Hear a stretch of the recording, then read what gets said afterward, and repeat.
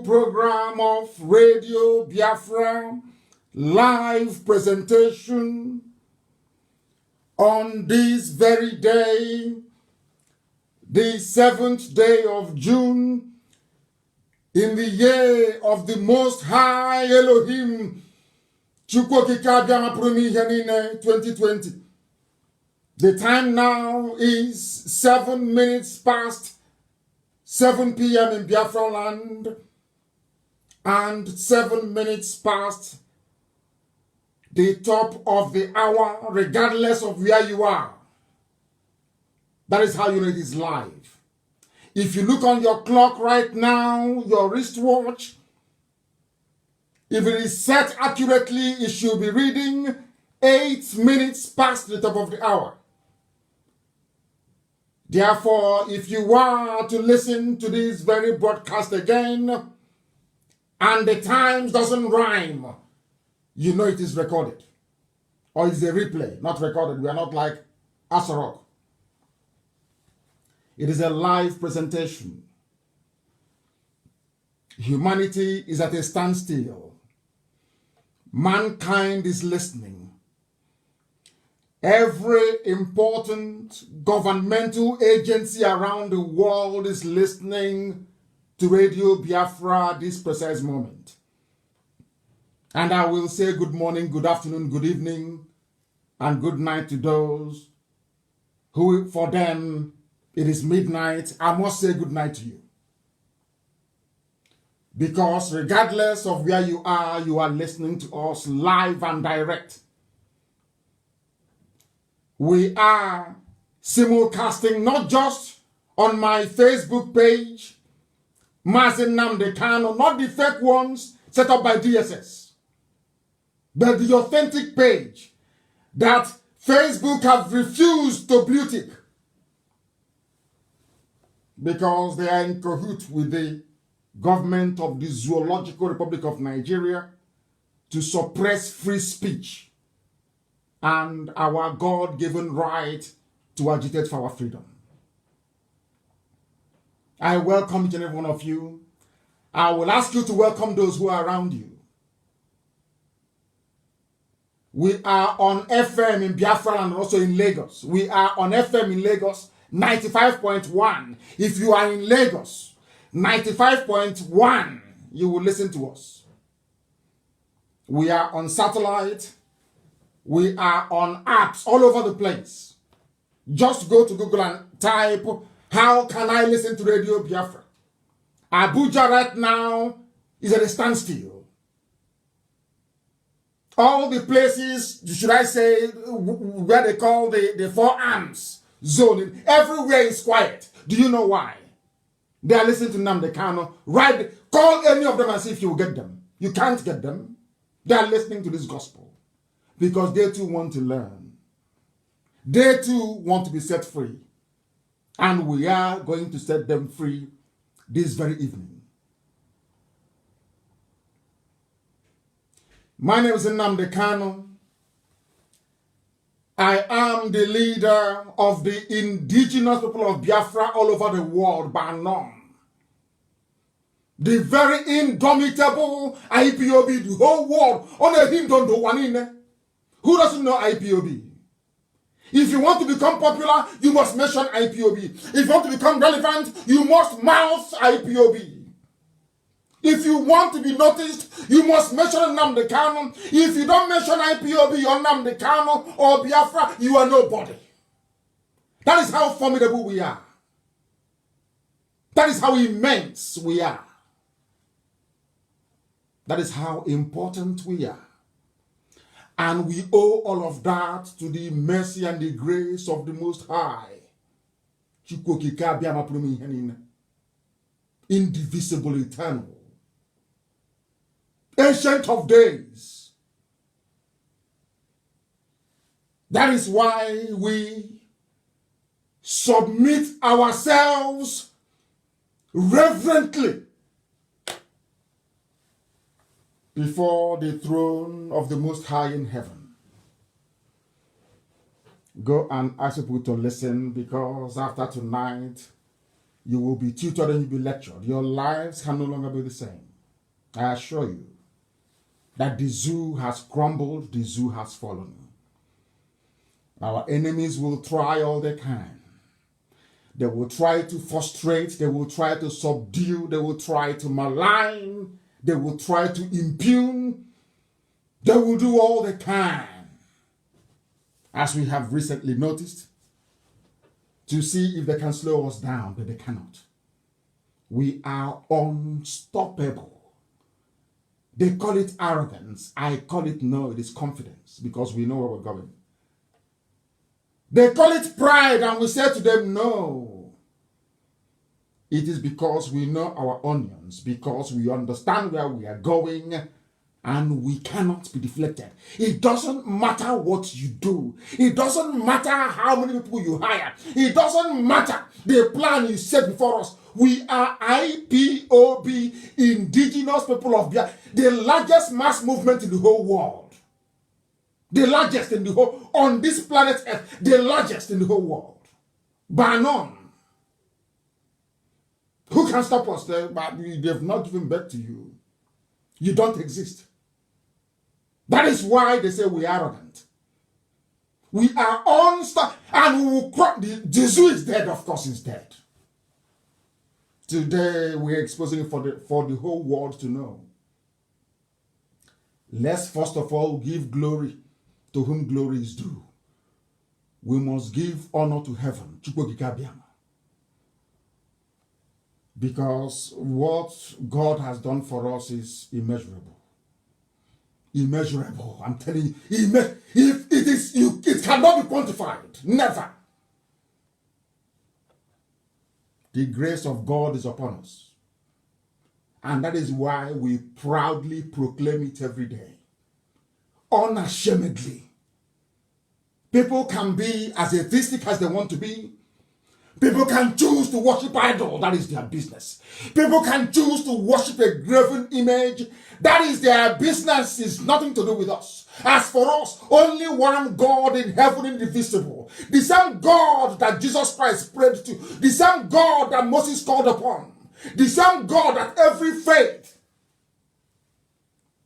every religion calls upon. That one God is the one we worship.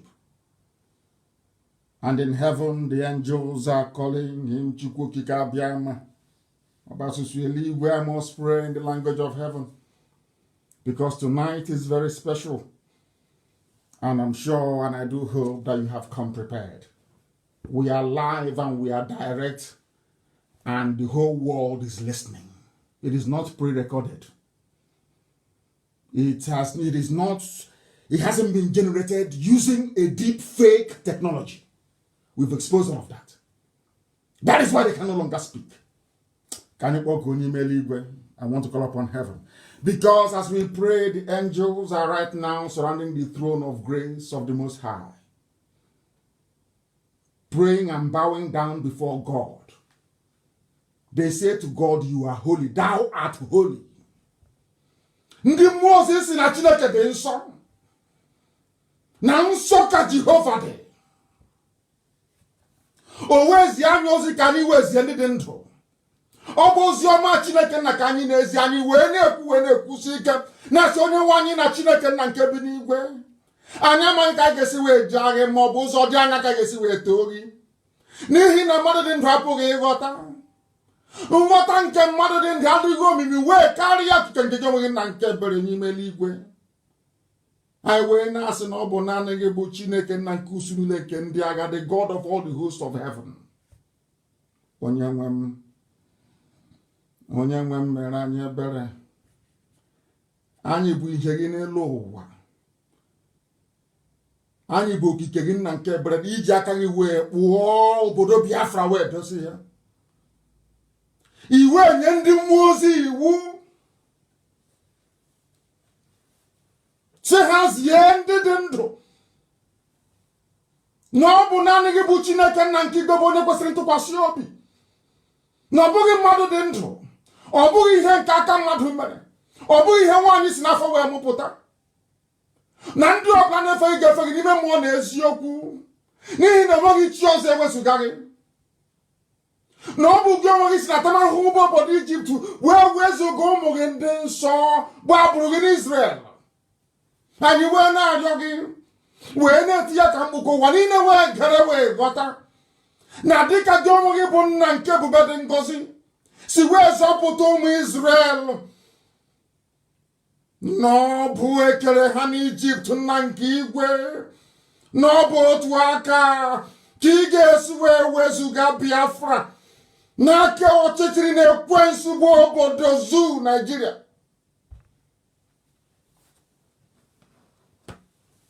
Chineke nna dị ngọzi, onye mmụọ na mmadụ na-efe, onye ebube ya ọ sachiri ihe niile nke ya onwe ya kere eke. Chineke nna nke ndị gboo, onye na-enweghị mmalite ma n'enweghị ọgwụgwụ. Ihe niile ikere eke na-akpọkwa n'isi ala nye gị. Onweghị ihe mmadụ dị ndụ bụ n'iru gị nna nke igwe bikonu. Onye na-agbaghara mmehie, onye ji ndụ mmadụ na ọbadara aka ya, onye ike ya niile na-enweghị atụ. Ọ bụ ụzọ dị anya ka anyị ga-esi wee kpụ isi ala nye gị. N'ihi na ihe niile nke anyị onwe anyị bụ ọ bụ site na amara gị na ebere gị, ngọzi gị, amara gị na ọmịiko gị. Onye nwe mbi n'igwe biko mee ngwa ngwa ka iwe zọpụta ndị gị. Bịanụ ka iwe bọrọ anyị ọbọ. Bịanụ ọsọ ọsọ ka iwe bịa nyere anyị aka. Bịakwa lee ka ha rabụ ndị iro. Bịakwa ka lee nna nke ebere ndị niile bụ ndị gbara anyị okirikiri wee na-achị anyị ọchị, wee na-esu anyị imi. Dị ihere ha ga-apụta ihe. Ọgba aghara n'elu ọgba aghara ka ị ga-atụkwasị ha n'isi. N'ihi na ndị dị etu a bụ ndị na-ebo anyị ebubo ụgha, bụ ndị kụnirinu. Nna nke ebere dị ngọzi, wee na-asị na ezumike adịghị mkpụrụ obi anyị n'ime Chineke nna. Mana anyị mana nke a bụ okwu asị. Bịakwa ka i wee chụghachi ndị dị etu azụ, ka ụgwọ ọlụ ha wee buru ihere nke onwe ha. N'ihi na Biafra ga-abịarịrị n'ikpebi wee n'ime eluigwe. Nna nke ebere dị ngọzi, ka ihere ndị dị etu a wee pụta ihe na obi ụtọ anyị n'ụbọchị nke taa. Na anyị onwe anyị bụ ndị nwe ezi ịhụnanya, bụ ndị nwe obi ụtọ na obi aṅụrị n'ime gị. Anyị wee na-asị na anyị ga-ebuli gị elu Chineke nna nke igwe. Anyị ga-ebuli gị elu nwanne otu onye. Anyị ga-ebuli gị elu Chineke nna nke ụmụ ogbenye, bụ onye na-alụrụ anyị ọgụ, bụ onye na-epụrụ anyị ihu, na-epụrụ anyị n'azụ, onye na anyị n'aka nri na aka ekpe. Chineke nna nke igwe, lenu na anyị bụ ụmụ ogbenye. O nweghị ihe anyị bụ n'iru gị, ma bịa n'ọsịsọ ka i wee zọpụta ndị gị. N'ihi na ọ bụ naanị gị bụ onye enyemaka, ọ bụ naanị gị bụ onye nzọpụta, naanị gị bụ Chineke na onye anyị ji anyị isi. Anyị enweghị ikikere ọbụla, ọ bụ naanị gị ka anyị na-efe wee na-akpa isi ala nye. Biko na-atụfukwala mgbe. Bịanụ ka iwe zọpụta Biafra. Nye na ụmụ gị amamihe ma nye ha ezi nghọta. Na ọ bụkwana mmekọrịta nwanne na nwanne ka anyị na-achọ. Onwe gị ndị ọzọ a na-akpagbu nna nke igwe, biko gosi anyị ụzọ gị, ka iru gị wee chaa n'ebe anyị nọ, ka ụwa niile wee gbaa aka ebe gị hụnanya gị ma mma gị na ebere gị ebe ndị gị nọ, ka ha wee si n'ezie n'ezie na ụmụ Biafra bụ ụmụ Chineke. Ọgwụ chala ihe anyị na-achọ. Onweghị ihe ọzọ nna nke igwe, biko nara otuto, nara nsọpụrụ, nara ịja mma. Nwanne otu onye, site n'ebighị ebi ma ruo n'ebighị ebi. Ise. I was in the spirit. I had to get into the spirit that I may be able to see. Ka m wee hụ ihe a na-akụziri m n'ime mmụọ. I speak the very oldest language on the face of the earth, the Igbo language, the language of the ancients, the language of heaven itself. We have come that heaven may bear us witness.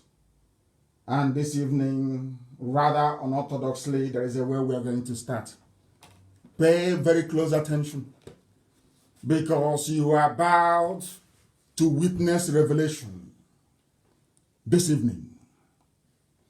You must bring your pen and your paper with you. If you do not have it, you are going to miss quite a lot. You must pay very close attention to this very gospel as I preach it this evening, or should I say, as I have been mandated by heaven to preach it. I receive my instructions direct from heaven. That is why everything I say must come to pass. Everything I proclaim must come to pass. Once I speak it, it must happen.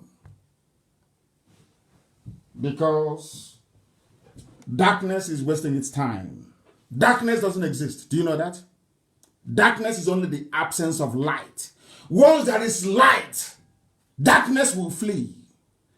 Do you see where we derive our strength from? In the knowledge of the revelation that darkness does not exist. In nature, there is nothing called darkness. It is only your fear that will allow darkness to overtake you. Once you are strong and you radiate light, darkness will flee. I have a lot to get through. Please do bear with me. We shall patiently go through all these things one after the other. But I crave your indulgence. I want you to be very attentive, to listen attentively. That is why sometimes I don't broadcast a video. Because when you broadcast via an audio means alone, it allows people to conceptualize, it allows them to reason very deeply, it allows them to begin to compartmentalize ideas and to put them into context within themselves without any visual reference. Very, very critical. Our mothers are listening. I need to caution myself to take it easy. Listen carefully, please. This evening we are starting with two things. One is a letter written by an emissary of the Vatican to the USA. His name is Archbishop Carlo Maria Vigano. He wrote a very powerful letter to Donald Trump. And you'll be asking yourself, what has this letter got to do with what we are doing this evening? It's it's going to let, you know me, I build a case around the foundation. That is why we are infallible. That is why anything we proclaim, anything we say has a historical base and reference. It can easily be referenced. Listen very carefully, please. A letter from the Archbishop Carlo Maria Vigano. He sent a letter to Trump. He was warning Trump about the current crisis all over the world, the coronavirus pandemic, all the riots about George Floyd, the black man tragically killed by a racist police officer. And do you know what this Archbishop said? Not minding all these things and how bad they are, that Trump is under siege. I want IPOB to understand the same thing. I want to let IPOB and all lovers of freedom, including those in Yoruba land, there are good people. Fela Nicola Pokuti. May his soul rest in peace. He's a man that I revere. I didn't say I said I revere him. Before I came on air today, I heard something that I never thought possible in my life. The daughter of Abiola was on television interviewing a Janjaweed, Funtua. That's his name. He made his money by stealing. He was in MPN. He's a rogue. He's a thief. I know him very well. One of the cabals now running the zoo. The Kaduna Mafia that later metamorphosed into the Fulani Mafia. Or should I say the Fulani Cabal. They interviewed him. Do you know what Abiola's daughter said? I never in my life thought that there are Yoruba people who can actually reason the way she did. She said to Issa Funtua, do you know that my father, to compensate the Yorubas for the death of my father, that was what she said. To compensate the Yorubas for the death of my father, the Yorubas were given presidency. Why don't you do the same thing to the Igbos? I said, are you sure she's Yoruba? I wasn't very sure until the Janjaweed was responding to her. And the Janjaweed said, your father. That was when I knew that was Abiola's daughter. I said, are you sure she's Yoruba? But it turned out that she is. So there are good people that also represent the light within Yoruba land. Albeit that the evil ones are overshadowing them. That is the essence of these very fundamental bays I want to cast this evening as we proceed on this epic, I call it an epic broadcast. You must listen attentively and pick every word that I utter. It will lead you into the light and into freedom. I want to tell you that everything that is happening now is because Biafra is very close. So all the entities of darkness, they are converging. They are unleashing everything they can to see if we can be stopped or slowed down.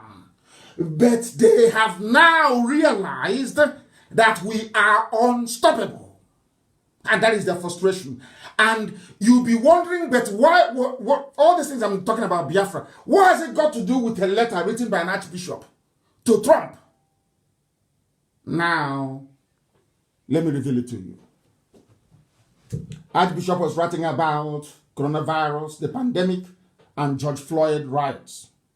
He said that what we are witnessing now is an eternal spiritual struggle between the forces of good and that of evil. The same thing that is happening with Biafra. And it's a very good thing that all of a sudden, Hausa, Kanuri, Gbagi, Igbirao, Bachama, Jukun, name it. Everybody now knows that Biafra meant well. I'm using the word meant, past tense, to refer to 67, 70. Everybody now knows that Biafra meant well for them. And even today, in this contemporary time that we live in, that Biafra means well for everybody. Now they know that Biafra means well for everybody. Do you know what has been happening over the years? According to this archbishop, the struggle that Biafra was facing was not only physical but also spiritual. There are those who inhabit the realm of darkness. Their job is to make sure that light never shines. As I was going through this letter, I was astonished. I couldn't believe it. And as Elohim will always watch, before I came on air, I received a press statement from Asorok. This is, it is so fortuitous, it's unbelievable. Fortuitous, please. Those who are writing, you must reference me correctly. This is it's incredible. Before we came on air, there was a statement released by Asorok tying into everything that I was about to actually preach about this evening, starting from this very letter. Do you know what Archbishop said? He is encouraging Trump. Listen, the same way I'm encouraging IPOB and all good people, those with the spirit of Fela in Yoruba land. That Abiola's daughter, I don't know her name. I'll try and find her name. There are good people like that. Those in the mold of Paya Debanjo, those who don't change. Not those who will blow hot in the morning, in the evening they're as cold as ice water. No. Consistency is the key. It doesn't, the enemies will come. Don't see any verbal personal attack or whatever. I said, if not, that means you're not doing anything. If nobody is chasing you to arrest you, that means you're not a freedom fighter. If nobody is trying to stop what you're doing, that means that what you're doing is not effective. Do you know what Judge Bishop said? Trump continued to fight the fight. You know what he said? On behalf of the children of light. That was what got me. The same thing I have been preaching for nearly 10 years. The children of light. I said to you, wherever you go in the world, wherever you have blessed children of light, darkness will come. The forces of evil will come. And do you know the funniest thing? Darkness and evil are not very strong. All you need to do as light is to summon the courage to produce the necessary energy to be able to bring your light to shine. Once your light shines, evil will flee.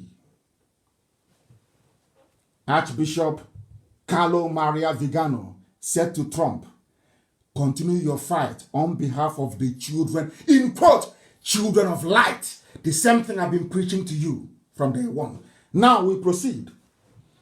But before I do so, I want to also situate this whole Floyd business. Oh, George Floyd. Very sad he died. I want to play what Fela said many, many years ago about the hypocrisy of the then Nigerian government saying they are fighting apartheid. I want to play it for you very briefly so you can understand that hypocrisy. Anybody who is upright in life can never be a hypocrite. You don't follow the crowd for the sake of it. You must find reason to follow that very crowd. There must be a reason. Do you see why I revere Fela? Consistency, it does not matter. Fela was a crusader. Fela said that evil is evil, good is good. It doesn't matter if that evil is in South Africa, whites against blacks. It doesn't matter where it is. If you cannot condemn what is happening in Nigeria, you cannot condemn what apartheid is doing to blacks in South Africa. I want to play it very briefly for you. We are just weaving, should I say, the fundamentals together of tonight. I said there has never been a program like this before. Heaven gave me a message to preach. There will never be one like this ever again. I'm telling you the truth. Listen attentively. Listen attentively and learn. This is Fela, a Yoruba man, mind you. You see, South Africa is better than Nigeria. South Africa is better than Nigeria. I know so. I know so. But look, we are saying whites are mistreating black. Whites are mistreating black. That's what Fela is saying many years ago. I want you to, as I'm analyzing this thing for you, think about this man that was killed tragically, George Floyd, and the outpouring of grief all over the world. White people are protesting. Remember many years ago I told you that there is one thing about white people. No, you can accuse them of anything in life, but at least they have conscience. That was why God loved them and gave them the grace. And the America you see today, the Australia you see today, the New Zealand you see today, in other words, the conscience of humanity came from England, came from Britain. As bad as Britain was, still God gave them the grace that through them, the greatest civilization will emerge, which is USA, which for your information is the longest running civilization in the history of mankind. Everyone collapsed. This very one now being spearheaded by USA is the longest running course of human civilization since history began. What am I trying to say? Fela said, people are dying on the streets of Lagos. Army brutality, police brutality, you don't want to discuss it. You're talking about apartheid in South Africa. The same thing with this George Floyd case. As sad as it is that George Floyd died at the hands of very uncultured beasts,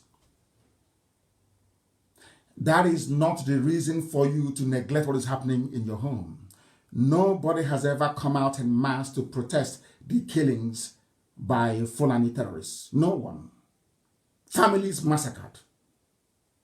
Lives lost. Villages overrun.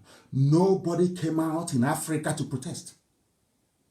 Police killing innocent. I tweeted it. No one protested. But do you know one funniest thing? A white man killed a black man in America, and the white people in America are protesting. Whites in Europe are protesting. What does that tell you about a white person? Do you now see why God loves them? Do you now see why God gave them the common sense, the understanding to go to the moon, to build aircrafts, to build rockets, to have uninterrupted power supply, to have good roads? I need Africans to understand this. And I want Nigerians to understand this. That how good you are on the inside corresponds to the blessing you will get from God. I know some people will say, oh, but how about China? They are not very good people, they are very wicked. Yes, they are very wicked. We know that for sure. But everything that everybody else became came from United States of America. And before that, from Britain. Why do you think that Britain was the first industrialized nation in the world? Although Britain was involved in slavery, I saw the statue of the slave trader destroyed in Bristol. The man was involved in slavery. Today they destroyed his statue in Bristol. Whites destroyed his statue. But in Nigeria, you have somebody that still named the stadium in Kanu after Abacha, despite his brutality. That is the difference between white people and the black people, and that is what this my man is saying, fella. Do you see why I love people who are consistent? Do you see why I love fella as a man? Let's listen. South Africa. Okay, that is bad. Listen. That is racism. They have a reason. Racism is bad. Then blacks are mistreating blacks in Nigeria. What's the reason? That's worse. Police beat people on the streets like dogs. They do. They don't. I mean, in South Africa, they do it, but they know they face public. Listen, police beat and kill people on the streets of Nigeria every blessed day. And as a matter of fact, in all over Africa, all the African cities, people are dying at the hands of black police officers, black army officers. Even then in South Africa, as apartheid was raging, whites against blacks, there were white people that campaigned vigorously against apartheid. But you are in Nigeria, where IPOB did nothing to you. All they are doing is to bring freedom for everybody, arguing and agitating for freedom, which on its own is not a crime. All of you kept quiet. Some of you wicked souls, we are writing and cheering the army as they were slaughtering unarmed people. That is to show how evil and wicked you are as a black person. And now you can understand why you don't have any good roads, why you don't have good hospitals, why you don't have good schools, because you are the embodiment of wickedness. And you need to repent and change from it. That is the essence of our program this evening. Fella, please. Public criticisms. So they watch themselves to do it. But in Nigeria, they say Nigeria is against apartheid. Nigeria is this, Nigeria is a good... In America, talks about Nigeria like Nigeria is the greatest African country. Great African country. But Nigeria is the worst African country. We have the worst. The worst, even then, fella was saying that Nigeria was bad. The worst African country. I'm a proud Nigerian. I'm in America. Nigeria is the giant of Africa. But they know it's all fake. All lies. This man held his ground over the years. He never changed. Consistency never changed. Fella was the same person. Never changed for anybody. He was on the side of the truth. These are the people that I respect. These are the people that I revere. These are those we honor. Now you understand how we flow. You know our philosophy? Now let me go into the letter itself. I believe that the base has come up enough. Let's start weaving and constructing on top of it this very evening. This very bishop wrote, dear Mr. President, in recent months, we have been witnessing the formation of two opposing sides that I would call biblical.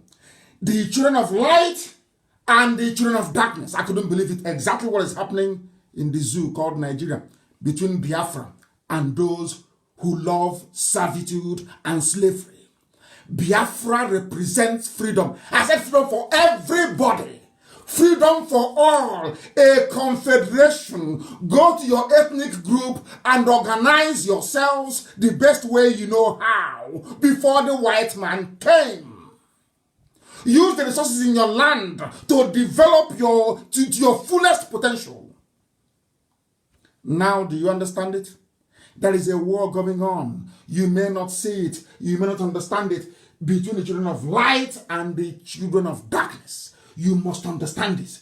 If you don't understand it, you remain blind. Who are the children of darkness? Those that come to you and tell you, oh, Biafra is not possible. What are you talking about? Why not one Nigeria? Who are the children of darkness? They are your pastors should I call them in Pentecostalism. Talk about one Nigeria. Anybody who says to you, pray for one Nigeria, that person automatically becomes a child of perdition, a child of darkness, a product of Lucifer. They want you to be held down in perpetual slavery. They want to hold you down in bondage. I am saying this with every clarity of mind you can ever imagine. It is here. Eziokwu Chineke. In recent months, we have been witnessing this battle, but in the zoo called Nigeria, these children of light that is in Biafra, we have been fighting darkness in Fulani since 1967. Total darkness. That is why no good roads, no good schools, no hospitals, because you are in darkness. Now the children of light, that is Biafra, we've been pulling you, telling you there are better ways to do all these things. Go back to your house, go back to your villages, build it, make it look great. And the forces of darkness have been prevailing until we came, or should I say, until Chukwokika Abiyama determined that we should come. Listen, the children of light constitute the most conspicuous part of humanity. We are the greatest. The bishop is saying that we are greater in number than the forces of darkness. And ask me how, and I'll even prove it with the case of the zoo called Nigeria. How many are the Fulanis oppressing all of you? They are not up to 30 million. All the Fulani are not up to 30 million. Do you know what the bishop said? The bishop said, listen very carefully. His archbishop actually, please. He said, do you know what is very funny? That in nature itself, that the children of light outnumber the children of darkness, that darkness in them is in the minority. Do you know if you go to your house now, or those of you listening, go and switch on the light bulb. It's dark in Biafra land. Go and switch off the light bulb. What will happen? Darkness from nowhere will come. Isn't it? From darkness, you see darkness immediately. Switch on the light again, there will be no darkness. And as long as that light is on, listen carefully, as long as that light is on, darkness can never come. Darkness only exists when there is an absence of light. As long as your light bulb is on in your room, darkness can never come. Forever and ever. That is how God made this world. That's how it is. We outnumber them. We have more resilience than them.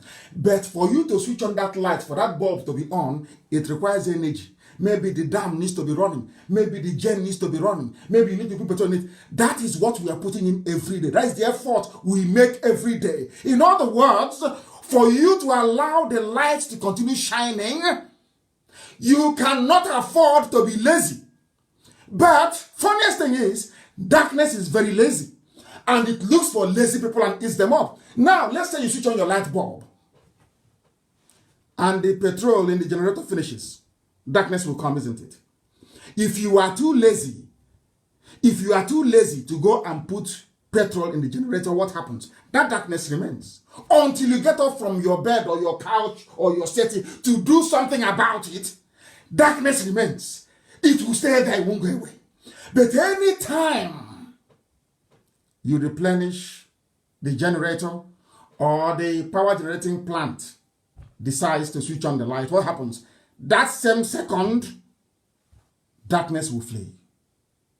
Once there is light, no more, that darkness is gone. That is why, as strange as it may sound, darkness is not a natural phenomenon because it's from the devil, from Lucifer. It is not. That is why it cannot stay on its own. Because if there is light, for you to bring darkness to cover it is almost impossible. You can't. Can you cover the sun? Of course you cannot. Now you understand. And very soon now, we are at 12.7K on Facebook, which of course is even a suppressed number because they wrote a special algorithm for us. But I can assure you, before I get to the really juicy part of this broadcast, they'll push us down to maybe 5,000, but it doesn't matter. People are listening all over the world, on YouTube, on every app that is known to man. We are on satellite, and we are also on FM. So it doesn't matter what they do. Now we continue. Do you know what they said? They said these forces of darkness, like the Clintons and all the rest of them, they hold strategic positions in government. They are in politics. They are in the economy. And they're also in the media, like Channels TV. That devil is everywhere. It's everywhere. This is a letter written by an archbishop to Trump that I'm using to form the basis of a program this very evening. Do you know what happens? On the other hand, these very two opposing forces, they have a biblical nature. They follow the clear separation between the offspring of a woman and the offspring of the serpent. Agwo, snake. There is a difference between a man born by a woman and a man born by a serpent, or those led by vultures. Do you know that the Fulanis only managed to leave the foothills of the Futajalon when the vulture arrived? Udele. Vulture led them out of the foothills of Futajalon. Are you aware of that? The Fulani race. If they have an emblem, it will be a vulture. Udele. Are you aware of that? You people, you don't. There are many things that a lot of people don't know. A lot, but I will teach you here. Or Elohim will teach you through me, not me. There are those who, although they have 1,000 defects and weaknesses, are motivated by the desire to do good. Are you following? IPOB? Listen carefully, let me repeat. This Archbishop, Roman Catholic Archbishop, he said, although they have 1,000 defects and weaknesses, they don't have to be perfect. You don't have to be. You don't have to be. As long as you are motivated, your driving force every day, that light in you shining is motivated by a desire to do good, to love one another, to be honest, which is what we are doing here, to raise a family, which is what all of us are doing, to engage in work, honest work, to give prosperity to their homeland. Those in Lagos, are you listening? And to help those who cannot help themselves, the needy, and obedience to the Lord of God. Hey, are you listening? Are you listening? On the other hand, there are those who serve themselves, those who award contracts to their family members. The Kiaris, they are in NNPC. The Buharis, they are in NNPC. Everywhere, Sovereign Wealth Fund. Fulani. Alamajiri. No, so that's a Janjaweed. Because Alamajiri is actually is more Hausa. Janjaweedism is what belongs to the Fulani. They serve themselves. They have no moral principles. They want to demolish families, as they are doing now right now in the zoo. This is a letter unconnected to Biafra land, unconnected to Nigeria. But do you see how it is resonating with everything happening? Because this peace is timeless. It is eternal. It's like the scripture. Now listen, please. These are the people that serve themselves. You know what they do? They ferment internal divisions. I need to... I don't know if Roman Catholic Archbishop, if they drink tombo. I need to buy him palm wine. This man that wrote this. You know the same thing that the Fulanis are doing, divide and rule. They come to us and they divide you. They give you some money, some of you maybe to buy a phone, to buy a laptop, to come and divide the IPOB family, to make the world feel that the struggle for Biafra is multifaceted and beset with problems when that is not the case. All of this nonsense that you do. Some idiots speaking from here and there, from both sides of the mouth when they are hungry, yapping as usual, mouthing their rubbish, thinking their fellow Janjaweed will come and save them when the time comes. And of course, we know it's not possible. Giving you the impression that there is internal division. Fulani, they ferment wars and they accumulate power and money. Their war chest is $22 billion. Issa Funtua knows this. He knows this very well. And to them, the fallacious illusion of temporal well-being, just to eat and own houses in Dubai, is what They crave for their lives. That's all they do. As Lugard said many years ago about the Fulani, that they are carefree, they just want to have fun, borrow and have fun. What Lugard wrote this in the last century, earliest part of the last century. Can you believe it? After over 100 years, the same thing that a white man saw and wrote about the Fulani is what they're doing. Accumulate money, wealth. They want power by all means. Oh, no rotation. No Igbo man can be president. He's our turn in the north. That's all they know what to do. Exactly as this man said. That was how this archbishop described the children of darkness, not me. An archbishop, a Roman Catholic archbishop. This was how he described the children of darkness. And I brought it home to Biafra land and to the zoo. And who are the people that want power at all costs? They accumulate money. They also divide people, as they're doing now. I saw a piece before I came on air. Some idiot from Ibibio saying, Ibibio have nothing in common with Igbo. And nobody told him about Okonko. And but he's an intellectual, you know. Mind you, those are the fools they raise in the zoo. They say insult people a lot. I should stop insulting them. If you are like Fela, or as I read today, Abiola's daughter, I will respect you, and I will revere you, I will honor you, I will praise you. But if you're like that man that they paid some money in Abuja to write rubbish and try to rewrite history, he doesn't know, the man writing about Ibibio, claiming he's an Ibibio man, does not know the meaning of the word Ibibio. He has no idea. He doesn't know who Aliyu Ekine is. He doesn't know. It was an Ibibio man that met me in London. In the year 1998, at Waterloo Station, Dr. Aliyu Ekine, the daughter is Soraki. Go and Google her. Soraki, S-O-R-A-K-I. Soraki Ekine. Go and Google her. The Ibibio from Akwa Ibom. The father worked for Gowon. The man begged me, you know, everything that I do in life, I have a witness. I always have a witness. There was a man, a retired London police officer. Chukudumi Kazo.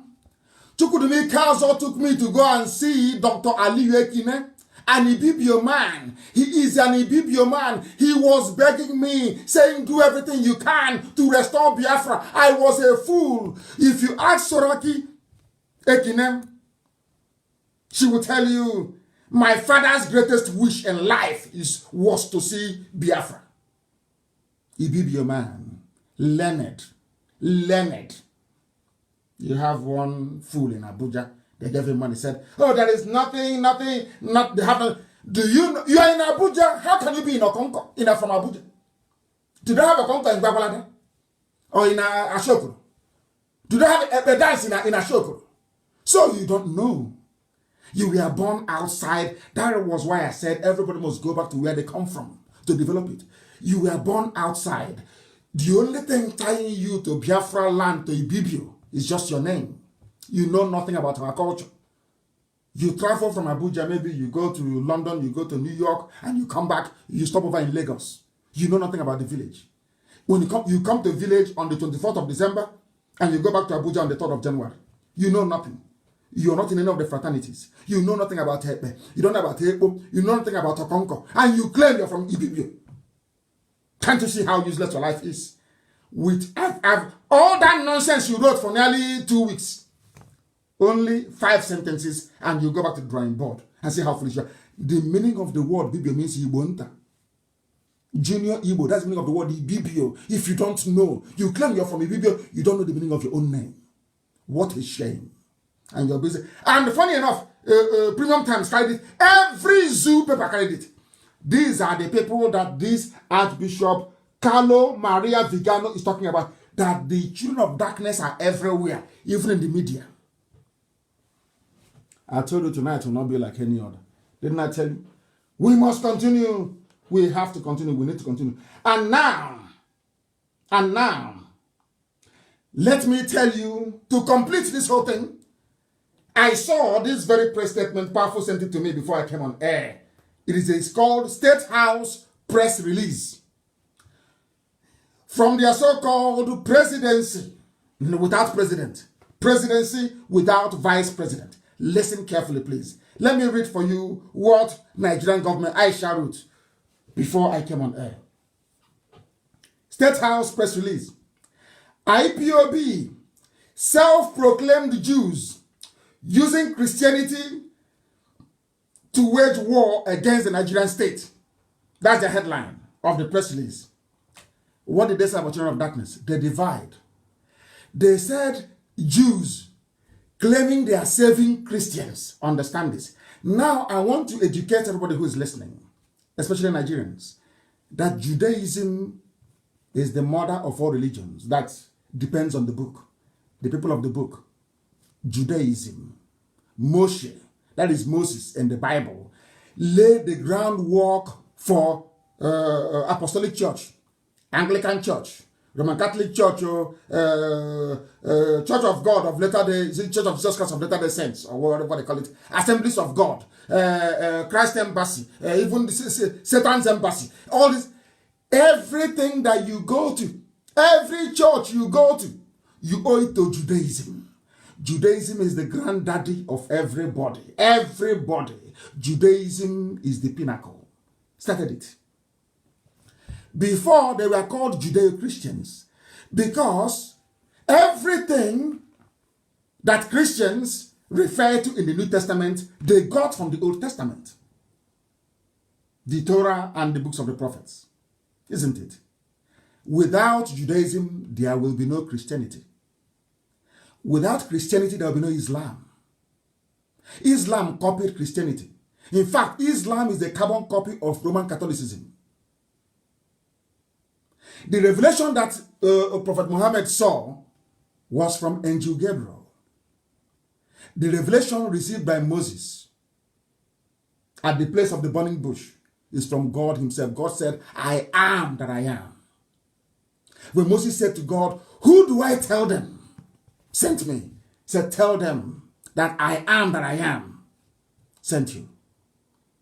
If you ask Muhammad who sent you, Muhammad will tell you Angel Gabriel saw him. And who created Angel Gabriel if not God in heaven? Are you following? Everybody, regardless of who you are a Jew. Both Islam, both Christianity, you are a Jew. The same thing that within Christendom, everybody is a Catholic. There is a creed that used to be said in Anglican Church when we were small.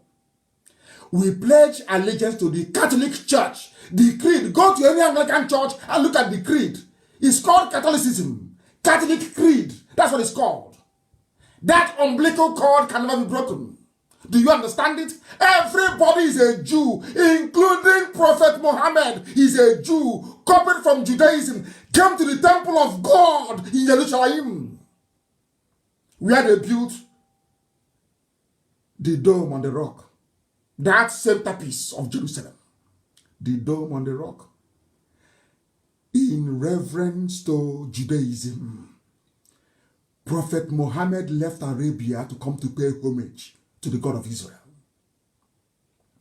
And inside that very temple of the God of Israel, they built the Al-Aqsa Mosque.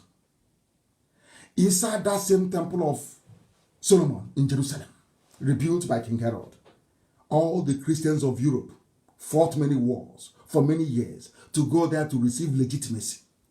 Without Judaism, there will be no Christianity. Without Christianity, there will be no Islam. All this nonsensical garbage, people are, is because they want to better themselves at the expense of knowledge. Do you understand? Look at what the Muslims pray with. Is it not chaplet? Look at it. That thing they pray with. Is it not chaplet? Look at the way the women dress. It's not the same way that the Catholic women dress. Is it not the same way? I'm asking. Prophet Muhammad's first wife was a Roman Catholic sister. So you don't know that Muhammad married a Christian, a Roman Catholic? So you're not aware? And they will come to distract you They are the children of darkness. That is their job, to take you away from the path that will lead you into light, into darkness. That is what Nigerian media have been doing, because they represent darkness. That is why nothing is moving in the zoo called Nigeria, because all of them are in it together. Children of perdition, children of darkness, and we are in constant battle with them because we represent the light. That's what the bishop said. Let me read what they wrote from the presidency. They want to divide us by telling you, oh, it's Judaism. Nnamdi Kanu is practicing Judaism. IPOB is Judaism. Therefore, they're rubbish. Without Judaism, no Christianity. Almost every gospel in the Holy Book made reference to the book of Psalm in the Old Testament. What is Judaism? Old Testament. What is Christianity? New Testament. That's all. Combine them till it becomes a Bible. Isn't it? So, but now you see how divisive the Fulani are. They want to divide us. You know, in other words, tell you, oh, if you're a Christian, oh, don't mind them. Oh, they are practicing Judaism, so they cannot fight for you. So the people now, I'm sure, George Lloyd, that died in America, or Lloyd George. So people fighting for him are people that went to Black Episcopal Church in America, or Black Pentecostal Church. So people campaigning for him in Norway, in Denmark, they go to his church. Do you see how a black man reasons in Africa? Now, instead of you to say, oh, IPOB is fighting for me, I'm a Christian in Southern Kaduna, they want you to think that only a Christian can fight for a Christian. Do you see how divisive they are? I will continue. IPOB, self-proclaimed Jews, that we are self-proclaimed. We are all Jews. Everybody is. You are. Everybody is. Once you believe in one God, one indivisible God in heaven, you're a Jew. One God. Because the person that received that revelation is Moshe. The only person that was good. Only one. He said, who said is I am that I am? Go and tell Pharaoh, I am that I am. I have no name that man can pronounce. If you believe in one God, we call him Chukwu. Chukwu Kika Abiyama, the supreme God, the creator of the heavens and the earth. Through his work, we know him. Abiyama, when I come close, you know him. All of you are Jews, everybody is, for your information. Then are the people who didn't go to school, writing rubbish every day. Oh, they're practicing Judaism. We are the original seed, the original from the beginning. Forget the nonsense the Europeans gave you. Because here we speak the truth. Always. If Judaism is not number one, why did Europeans fight for 100 years to get into Jerusalem? If Judaism is not number one, why is it that Muslims say they will die rather than give up a place that is not their own? No? They have 2 mosques on the Temple Mount, on the Temple of Solomon. They are claiming something. So if Judaism is not important, why are Muslims willing to cause a 3rd world war because of it? Simple question. If Judaism is not important, why did you have the Knights Templars in Europe for nearly 700 years? Because Judaism is number one, original, number one, that our ancestors used to worship. Number one. If you don't know, let me tell you. This is the press statement from the presidency.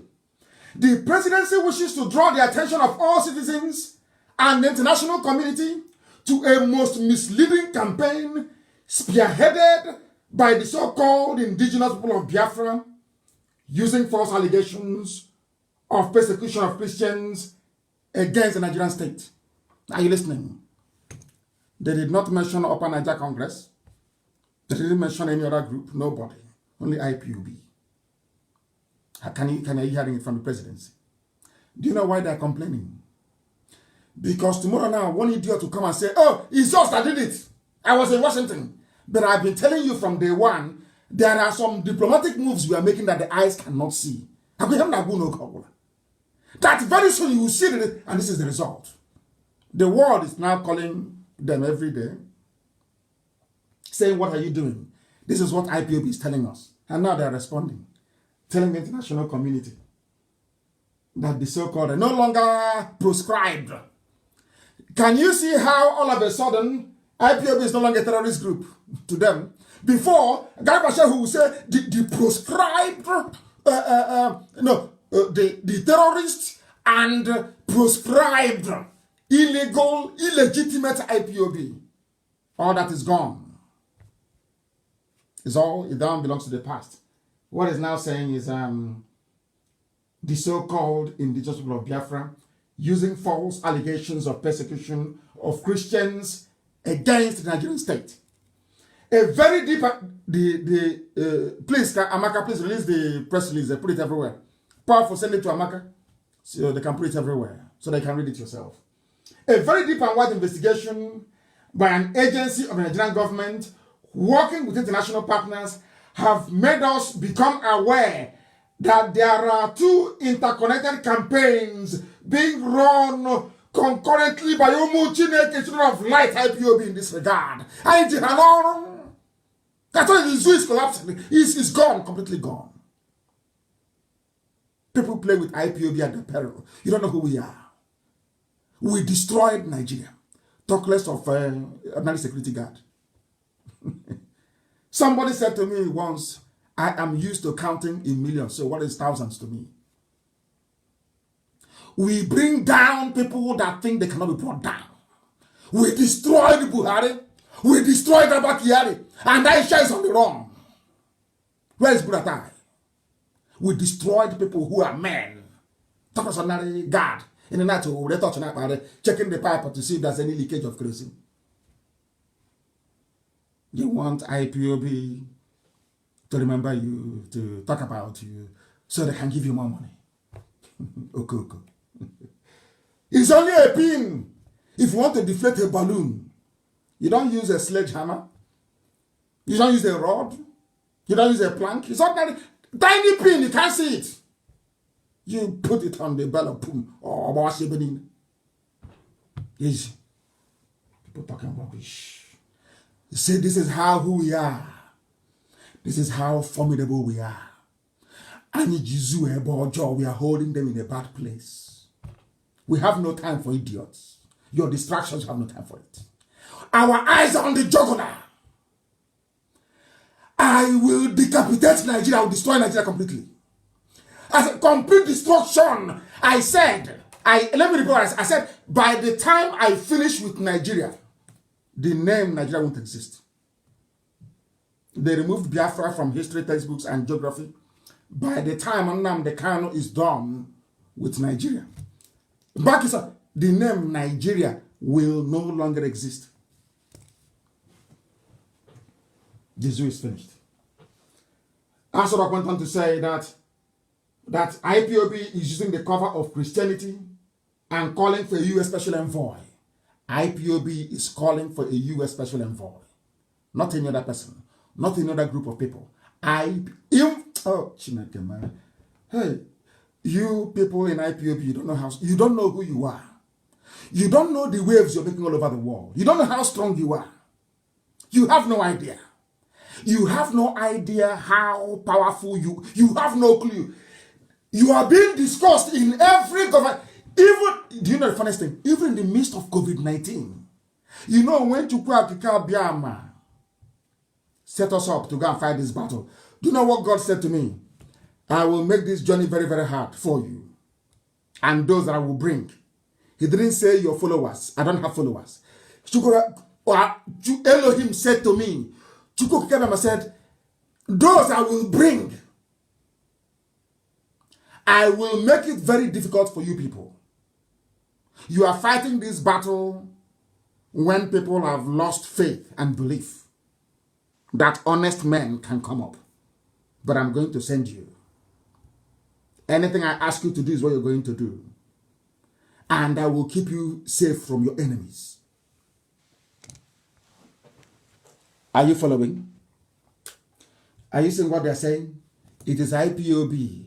Even in the midst of pandemic in the whole world, everything is COVID-19. Do you know that even in the midst of global pandemic, governments of the world still find time to discuss IPOB with Nigeria and the killing of Christians?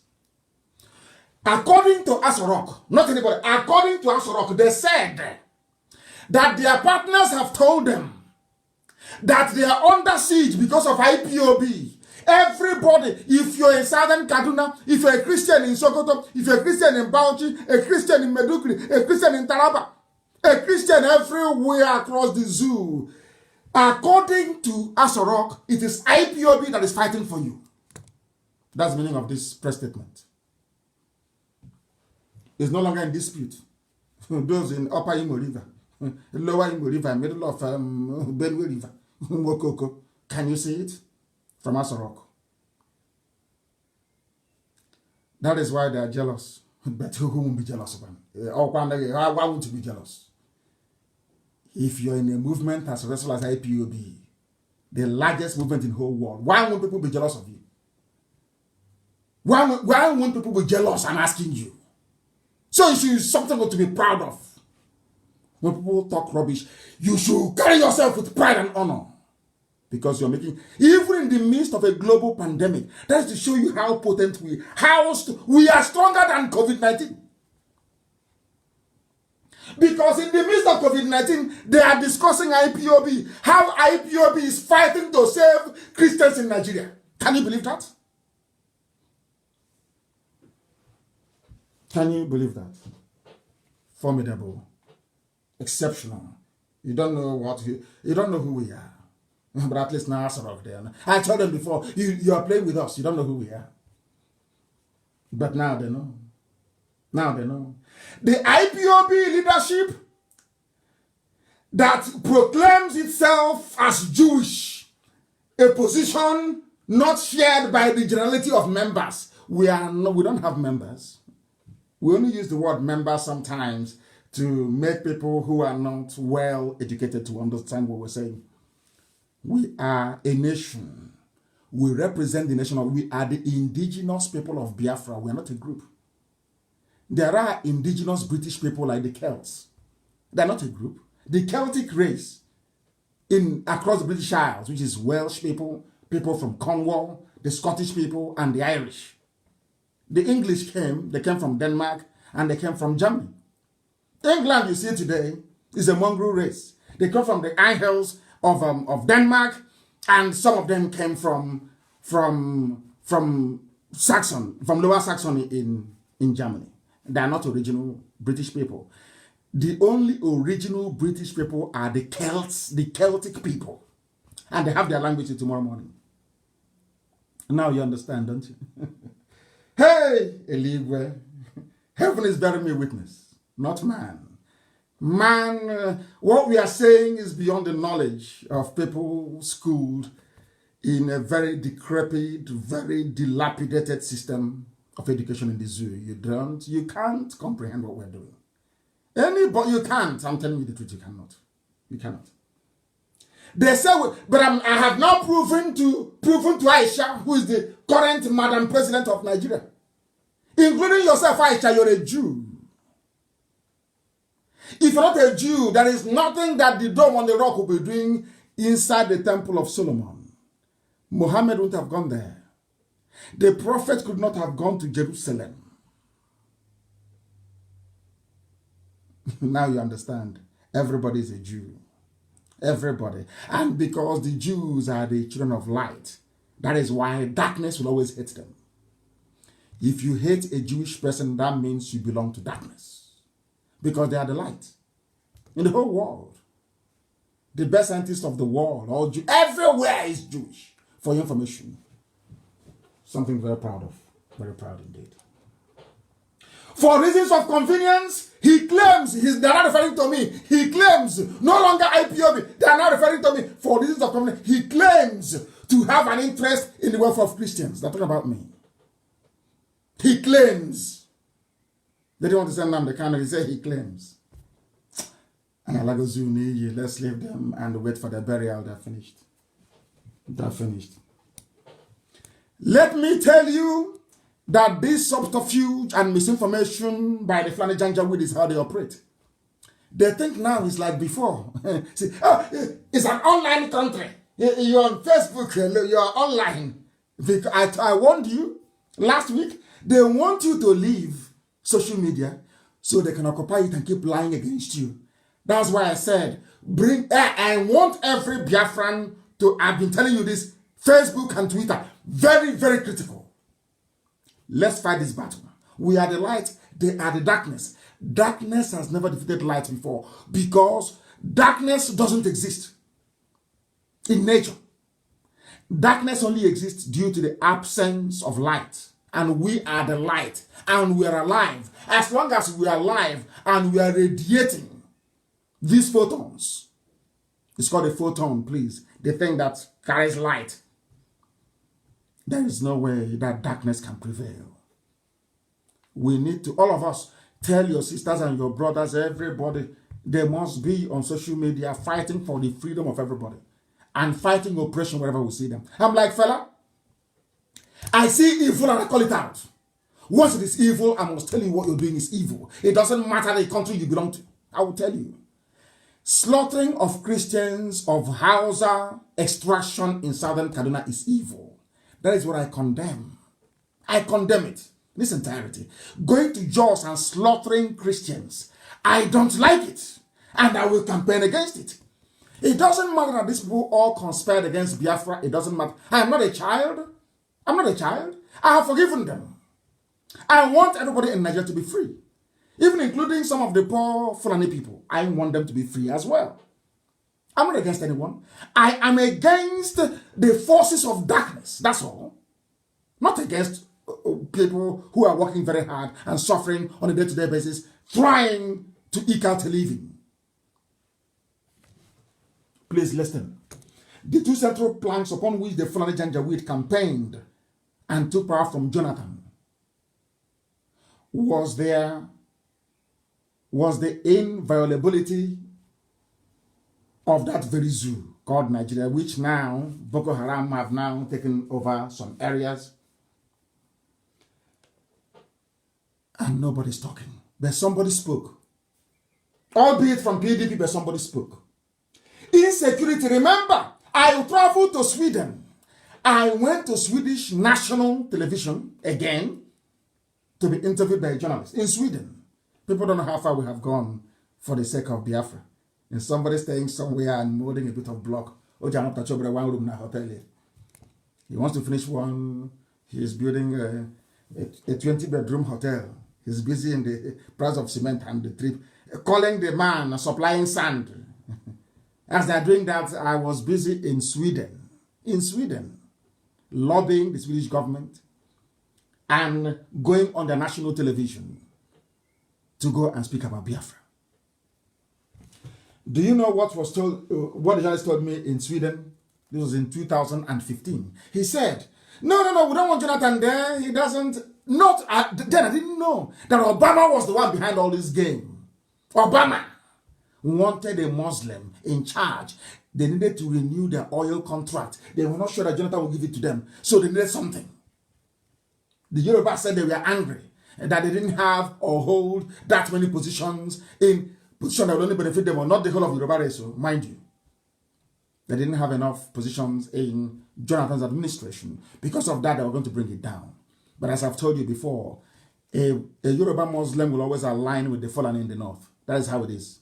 A Biafran Muslim will always align with the Fulani in the north. Some of you have forgotten that when Obama, a whole president of the USA, traveled to Saudi Arabia, he bowed before the king of Saudi Arabia, the most powerful country in the world, their leader, bowing before people that produce nothing and that make nothing, that import everything.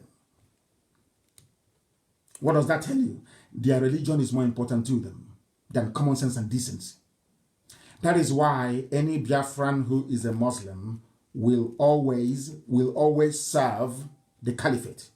Do you know why? Because the supreme leader of Islam, of Muslims in Nigeria, is a Fulani man, the Sultan of Sokoto. Does that make sense to you now? Does that make sense to those of you who can't quite reason properly? Does that make sense to you? Now let me read this thing for you. They use insecurity as their landmark. That is how they are going to win. Everywhere. Insecurity. voting the general, voting Buhari. He's the hard man. He's the general. As the Swedish white man told me, we need a general who is there, who can do something. The general went in. The general saw. The general died. They have continued to rule in the name of the general till this very day. And insecurity got worse. Way worse. Can you imagine Jonathan being in power and all this banditry, all this killing of Christians, all these massacres everywhere? By now, they would have gone to Asarok to go and burn Jonathan alive. But then the funniest thing, the man who promised he was going to solve all these problems, he's dead in Saudi Arabia in a shallow grave. The person that they used to replace him is also dead. Now the man's wife is the one who is in charge. And all of you know all of these things. That's why they can never show his legs. That is why he will always wear a shoe to enter into a mosque. Because no matter what you can do to the face, in terms of deep fake videos and using rubber mask, you cannot wear a rubber mask now on your feet. It's no longer possible. So that is why they can never show his legs. Because his legs are as fresh as that of a 45-year-old. That is the truth. That you can never see. Even the picture they released today, claiming is Aisha Buhari's sister. This Buhari who can no longer speak. Oh, they cut off the legs. Go look at the pictures, is there. They cut his legs off. They don't want you to see how fresh he's looking. Because they think you are all fools. But we know we are not. They campaigned on insecurity, that Jonathan wasn't good enough. Let's bring in this hard man. Yoruba newspapers campaigned. Yoruba media. I keep telling you, oh my God. I wish people can open their eyes and see. With the exception of this Abiola's daughter that I saw today. Go and see what is going on. Now, Southern Kaduna,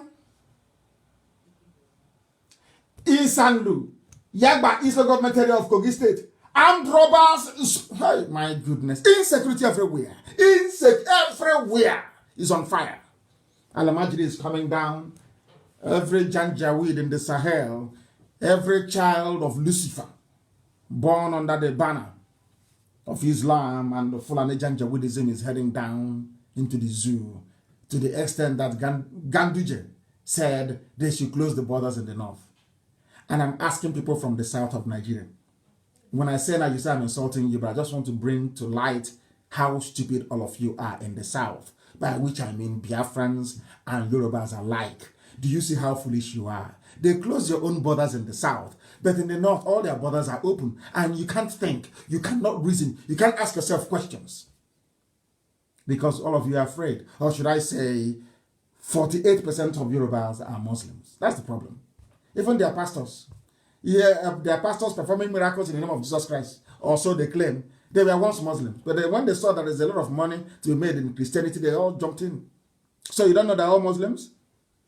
And they're not criminals. So it's those of us fighting for freedom for everybody.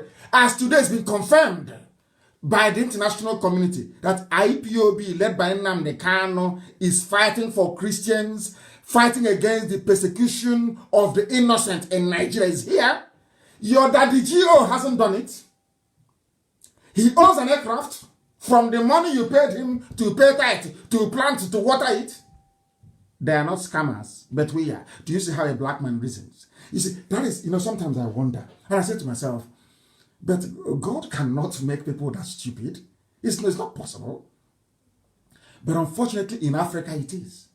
Somebody who spent his money came out fighting to free you, to give you information to make you free, which has now been acknowledged by the whole world by virtue of this very press release, is a scammer.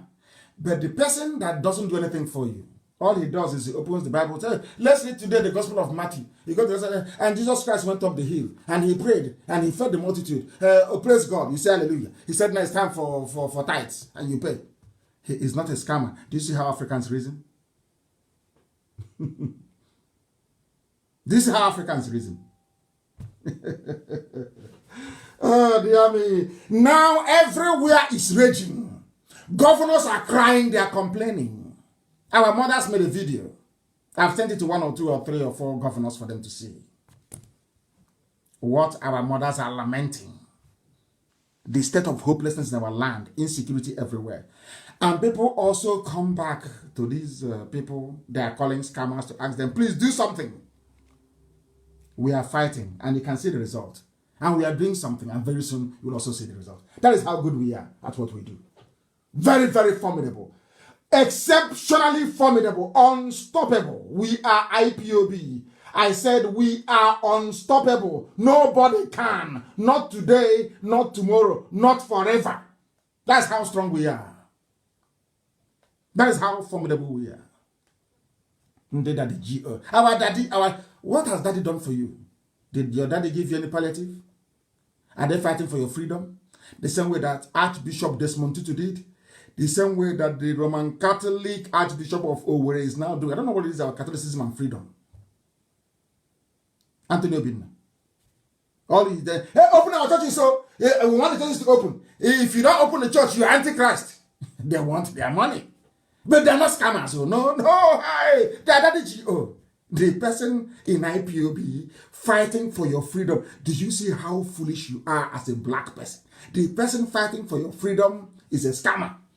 But the person that contributes nothing to your life, absolute zero to your life, taking your tithe, planting of seed, sowing of seed, the weeding of the seed, all these things you pay. He is not a scammer. He has a private jet with your money. He's not a scammer. Do you see how foolish you are? These black people in this. When I say this, I'm not insulting you. I just want to bring to your attention how daft you are so that you may change. That's all. I'm not saying it to condemn you. I'm saying it so you can go back, look yourself in the mirror, realize how slightly stupid you are, and then change your ways. And know that it is only IPOB that can lead you into the light. And that light is freedom. That is what we represent. And that's what we preach. Every blessed day. There is insecurity everywhere. Insecurity everywhere. All they do is to steal, lie to you. Oh, Tinubu 2099, Tinubu 5092, all that rubbish. But they will not tell you that Tinubu is the one collecting the toll gate money at Aja Lekki Road. His toll gate, Tinubu, in his pocket. Jagaban. He's for our president, is Tinubu. Toll gate from you. He is not a scammer. He is not a fraud. Do you see how foolish you are as a black person in the zoo called Nigeria? Tinubu is not he's a presidential material. A thief is a presidential material. Those who are campaigning and fighting for you to have 24 hours electricity, to have good roads, good hospitals, for you to be able to run your lives the way you want, the way to make meaning to you.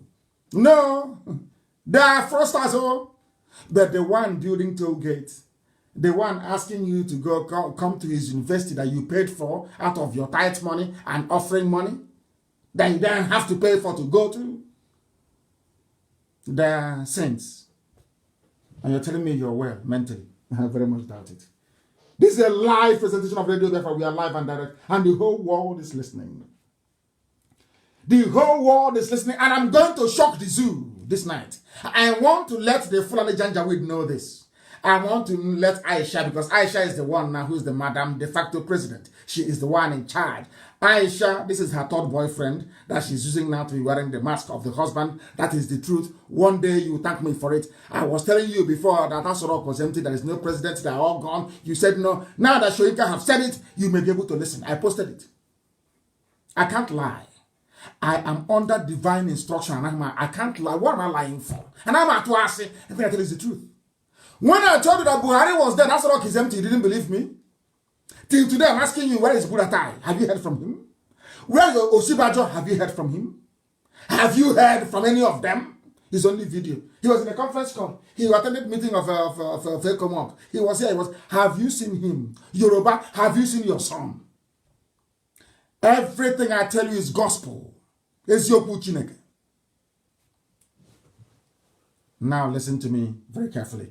I'm about to reveal the plans of the caliphate, so you understand the way they operate.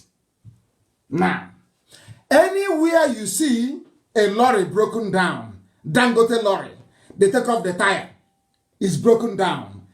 That place is a place where they have used to supply arms to the Janjaweed in the forest.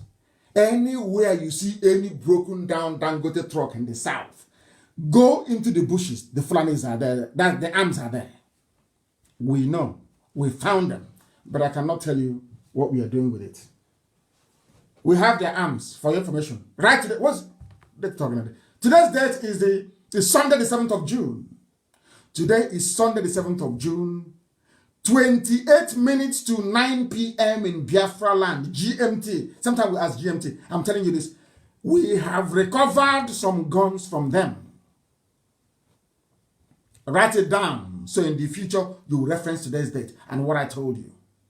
Anywhere you see a Dangote truck broken down, is no longer working, they're changing the tire, they're fixing the engine, that same place, watch very carefully, you will see Okada, you see motorbikes come and go. Motorbikes will come and go. They are taking arms into the bushes, into the forest. Therefore, Dangote is a part and parcel of this jihadi conquest of the South.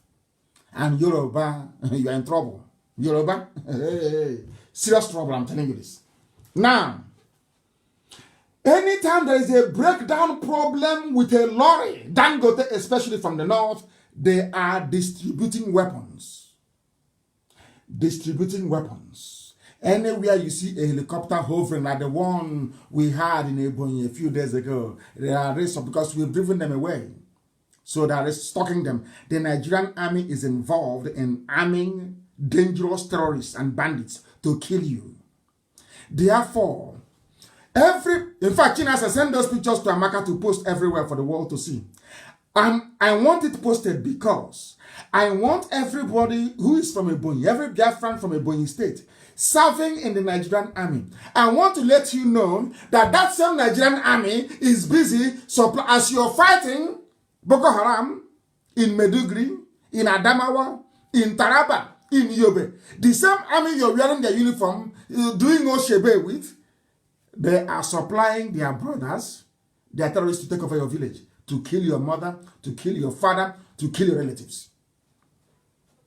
I want those pictures to be distributed. Now that the world, the places where I posted, we drove them out. They waited for some days.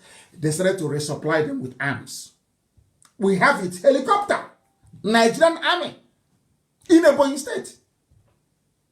In Ebonyi. And there are people from Ebonyi state serving. Is the warped reasoning of a black man. I don't know how you can be serving in an army that is busy trying to take over your own village and kill your people. Anywhere you hear a helicopter hovering near a forest, they are supplying their people there. That is the preferred method of the governor of Kaduna State, Nasser El-Rufai. That's the method. And as I told you, he is part and parcel of the Janjaweed Brigade, those seeking to conquer the whole South. Anywhere, as I told you before, Iguacha is important for them, River State, where they have their main saboteurs. River State, they did it at all cost. I said at all cost. Some of you don't know the battles that Wike is fighting. You have no idea. If you know the battles that man is fighting, I'm telling you, if you see him, you bow for him. The man is fighting a battle with demons everywhere. Fulani wants to take over, do you call it River State so people can hear? They want to take over River State at all cost and by every means. I said at all cost. They have brought out their people to confuse you. They need it. That was why they got that idiot to write and say, oh, Ibibia is not my happiness now is that people have now discovered where they come from. He didn't say Niger Delta. See how we killed off the whole Niger Delta nonsense. No longer Niger Delta. You know, if it's we Niger Deltans. We have killed off that rubbish. Answer your name. What is your name? Ibibio. So we can know you. What is your name, Igbo? So we can know you when we are talking. What is your name? I'm a job. So we can know who you are when we're talking to you. They want Iguacha to go because they need the oil. They are very lazy children of darkness. They don't go to work. They have nothing. For them to continue to have access to the oil and the oil revenue, they need to maintain their stranglehold on power. And the Igbo is critical. Now you know. People advising us. I spoke to a very high-ranking security officer, and they said every home must get a double barrel. I spoke to a high-ranking person in the army, a Hausa man. You won't believe it. After telling me how great they think what I'm doing is, that they couldn't, them as Hausas cannot believe that a Biafran can be fighting for them. A Hausa military officer is telling me this. Oh dear me. He said to me, tell your people everybody must go and get a double barrel.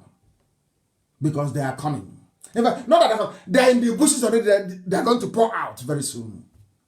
The more, you know what the man said to me? An hour, top ranking, you know what he said to me? The closer you get to revealing what is inside that rock, now people know. He said to me, now, he said before, when you were struggling, all these years, you have not passed 60%. You know what he said to me?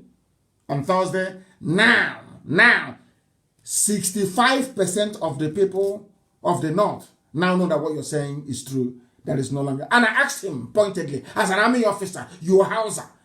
Is there any Buhari in Asorok? He said no. There's no Buhari there. I was a man. He said to me, it's very ironic.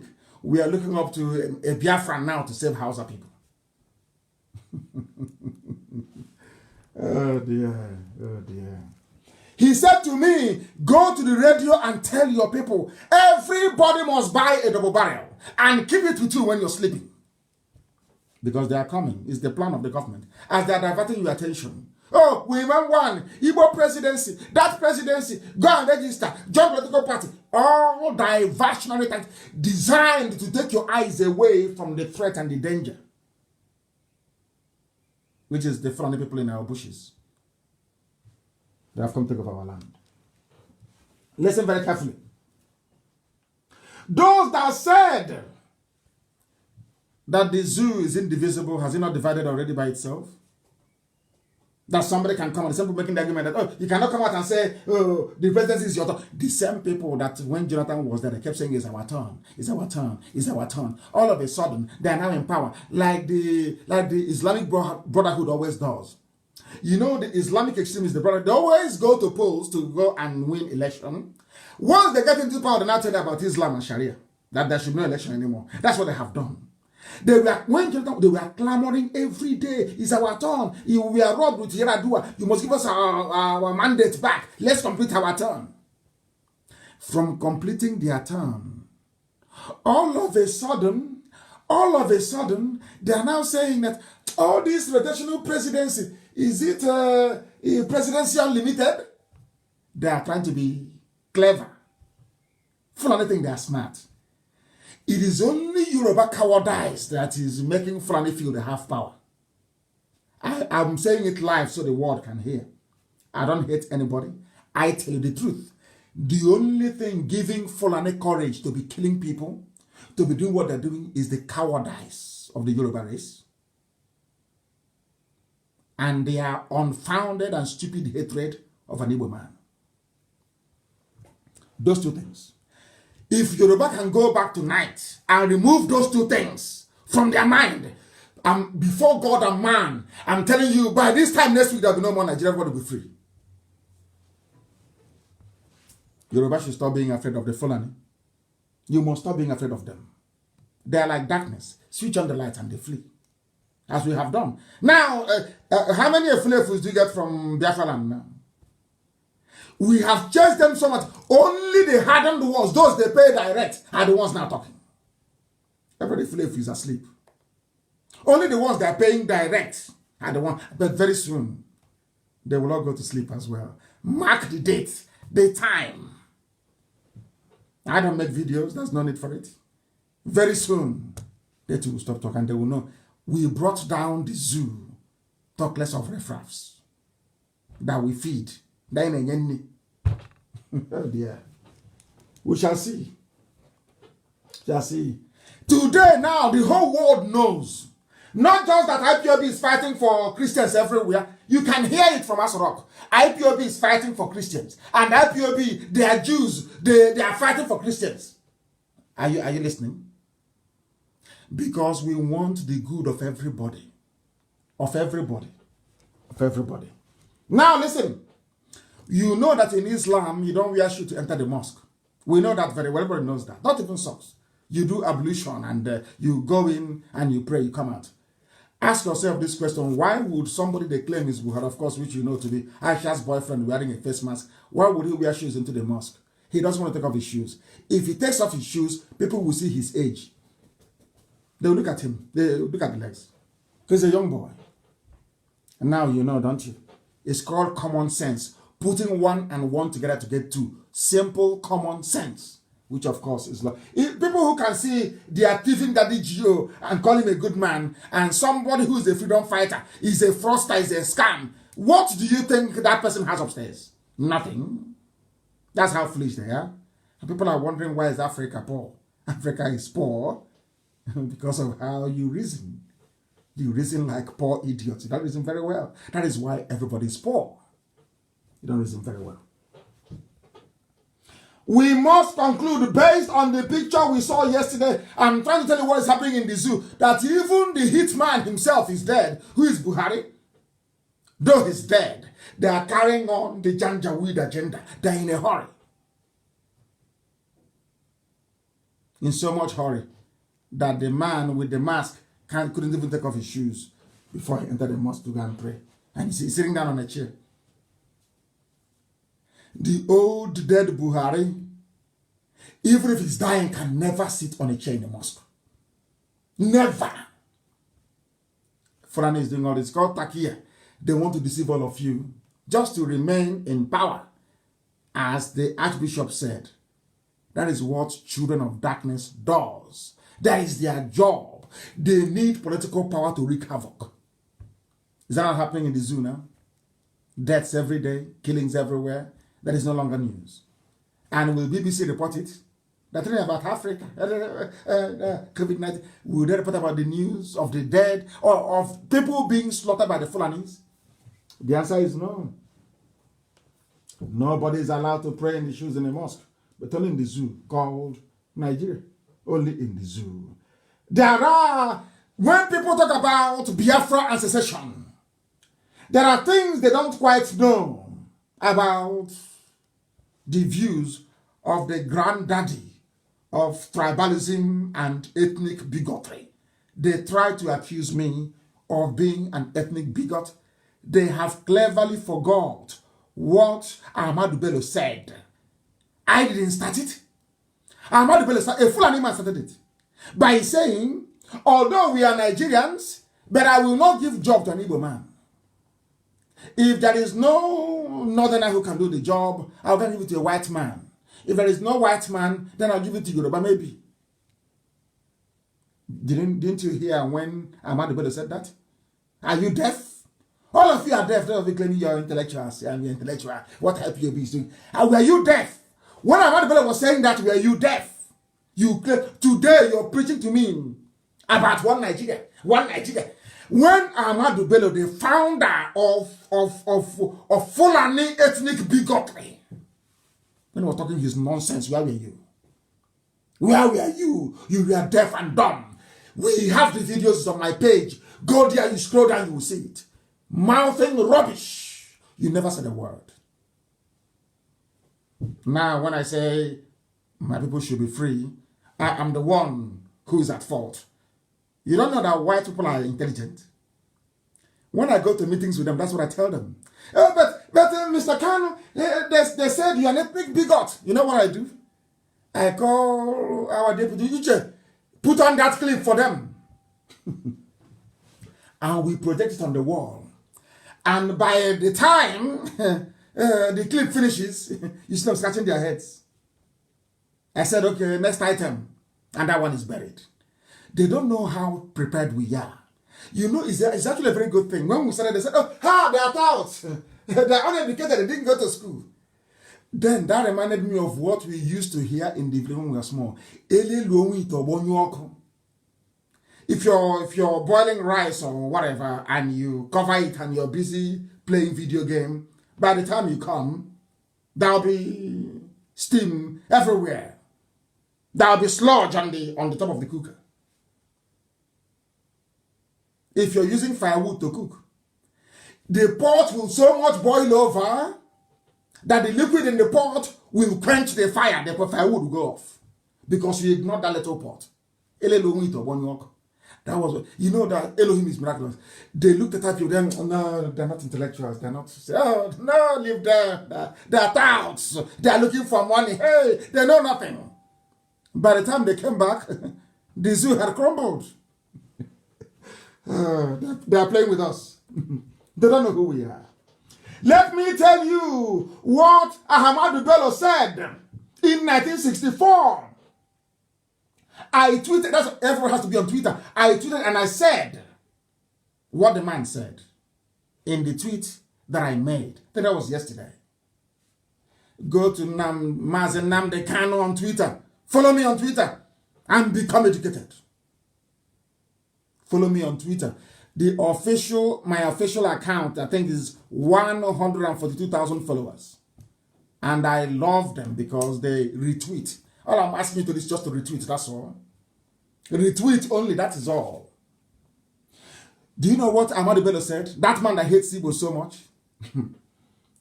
If the East, he never said the East, which means Ibibio, it means Kalabari, it means Efik, it means Oron, it means Anang, it means Koi people, it means Jagam, it means Ishekiri, it means Yoruba. Everybody, he said the East. East. Ahmadu Bello. If the East insists on seceding, which means that the yearning for freedom didn't start today. In 1964, before Nzogbu's coup, before the war, even the Janjaweed, they knew we wanted to go to be on our own. Ahmadu Bello said in 1964, if the East insisted on seceding, then other Nigerians ought to secede. Other Nigerians ought to concede such a right in peace. When the granddaddy of Fulani Janjaweedism, Ahmadu Bello, was saying this in 1964, he said, allow Biafra to go in peace. But they did not want to ignore what he said, because at least I like them that way. They never ignore their past masters, even if they are dead. So to carry out that, to wage that war against the East, they brought Gowon, who is a Christian and not a Fulani man, to wage that war. Because if they are the ones waging this war, Americans and the French would have asked them, but Ahmadu Bello said, allow them to go in peace. That's what Ahmadu Bello said. Then why are you fighting? They said, okay, instead of us to implicate ourselves that way, let's call a foolish Christian like Gowon, make him head of state, give him the template of the war to go and fight a war. And that was what the idiotic Gowon did for them. Not knowing that he's being used. Today they have massacred all these people. And they are crying in the Middle Belt. Don't you know that? You can't escape history.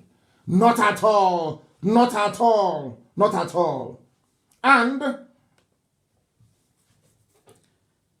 I mentioned the children of light versus darkness because I'll keep making references to it. Remember, you see why I like Trump? You see why I like him? Do you know that had it been Obama, who is the president of... Obama destroyed 5 African countries, for information. 5 was destroyed. Are you telling me that this man called Adesina will be probed? There is corruption everywhere in the zoo. Every ethnicity, they all corrupt, all of them. As long as you're in limelight, you're a thief. Do you know that after making noise, that the board of the African Development Bank, AFDB,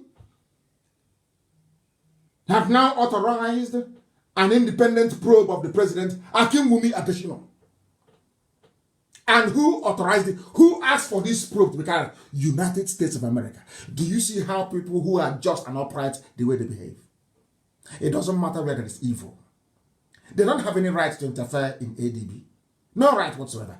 But the man saw something wrong. Something wrong. Nepotism in Africa Development Bank. What this is it Akim Wumi Adesina was doing? I said, no, go and probe him. We have seen something. That is how honest, decent people behave. I have nothing against this man, but he needs to step down because he is corrupt. He is corrupt. Akim Wumi Adesina is a corrupt banker in ADB.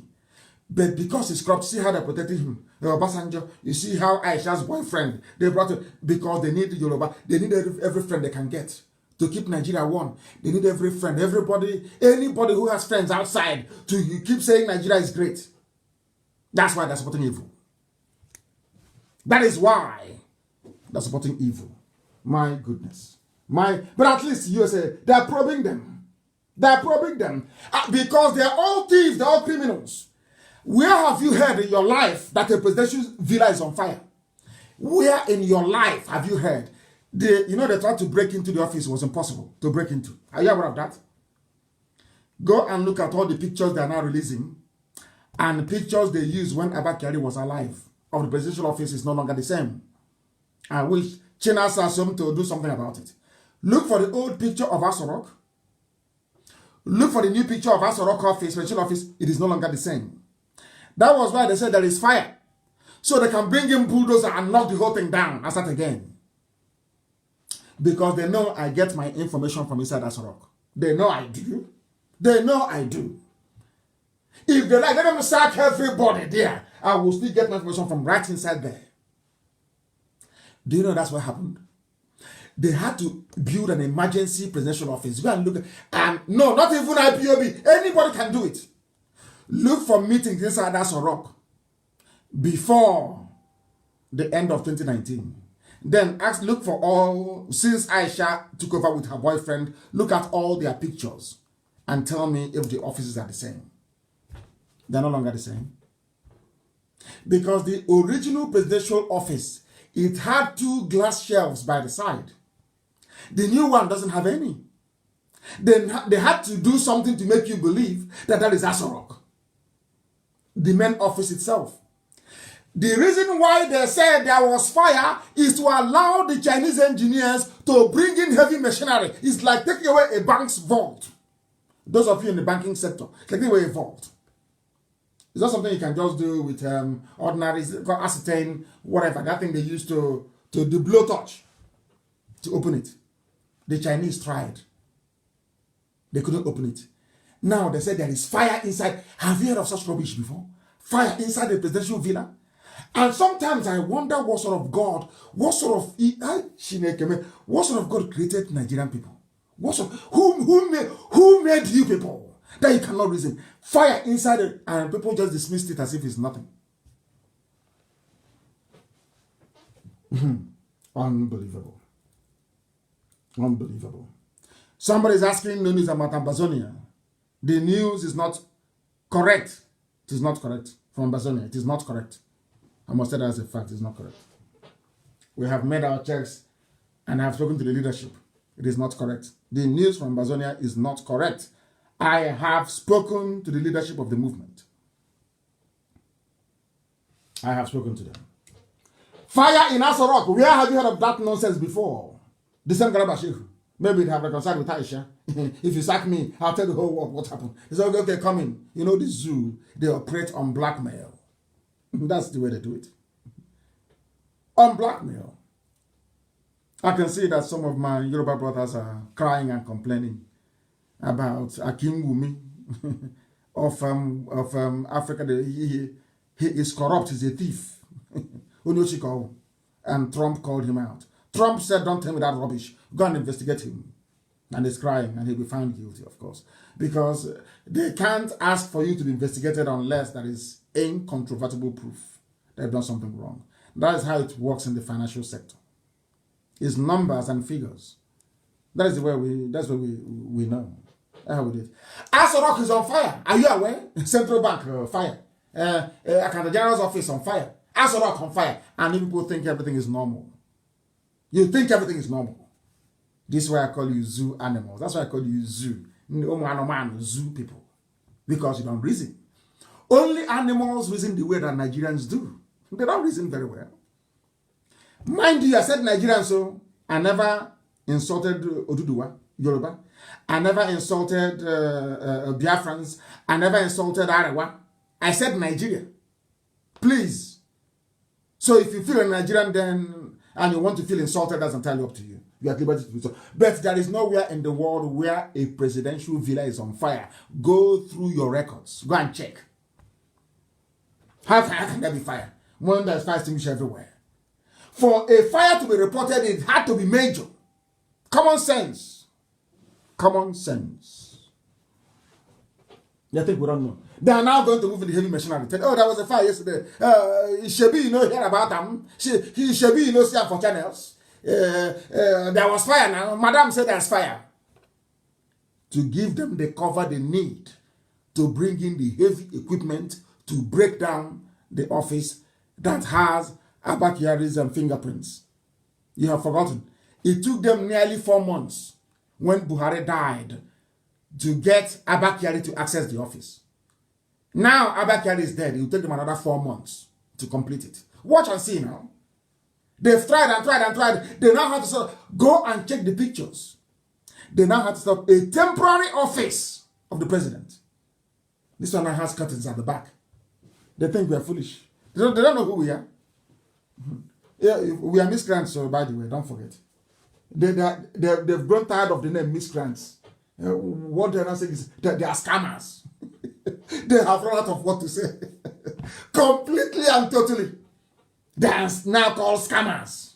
That's the new phrase. Your daddy GO is not. Those looting and burning everywhere, they are not. Black, Monsieur G. Black. We have come to switch on the light that your stupidity may flee. Most of you are very, very daft indeed. And you're wondering why you are suffering. We must do something. We are suffering. We are suffering too much in this country. Your stupidity is why you're suffering. Your brain, the stupidity programmed into your brain by nature is the reason why you are suffering. You are black. You are suffering the same way they're killing us in America. Are you telling me that had black people developed one slightly decent country in Africa, that whites would be killing you? How many Asians have they killed? Can't you ask yourselves, how many Asians? They are killing blacks in America because Africa, black Africa, is a disappointment. A disappointment. That is why they are killing blacks in America. If you don't know, let me tell you. The time now has come to almost 9 p.m. in the land of Biafra. I must preach, Elohim gave me a message, and that's exactly what I'm delivering this evening. A message that must be preached. Buhari is not in charge of Asarok, says Professor Shoyinka. Shoyinka said, well, my first reaction was, thank goodness that people like Omar spoke. He always hits the nail on the head. And then he continued, well, I'm appalled. I'm very sorry to say, I have been studying the trend over the past year and a half, and I believe this president is not in charge of this nation in so many aspects and directions. I am convinced he is not really and totally with it. There is no president. No longer Nnamdi Kanu IPOB is saying it, but Shoyinka is saying it. Everybody is saying it. But because darkness is still in charge, that is why you are blind, you cannot see. And that light is what IPOB is switching on, so that you can see that Asarok is empty. Let me have a sip of water.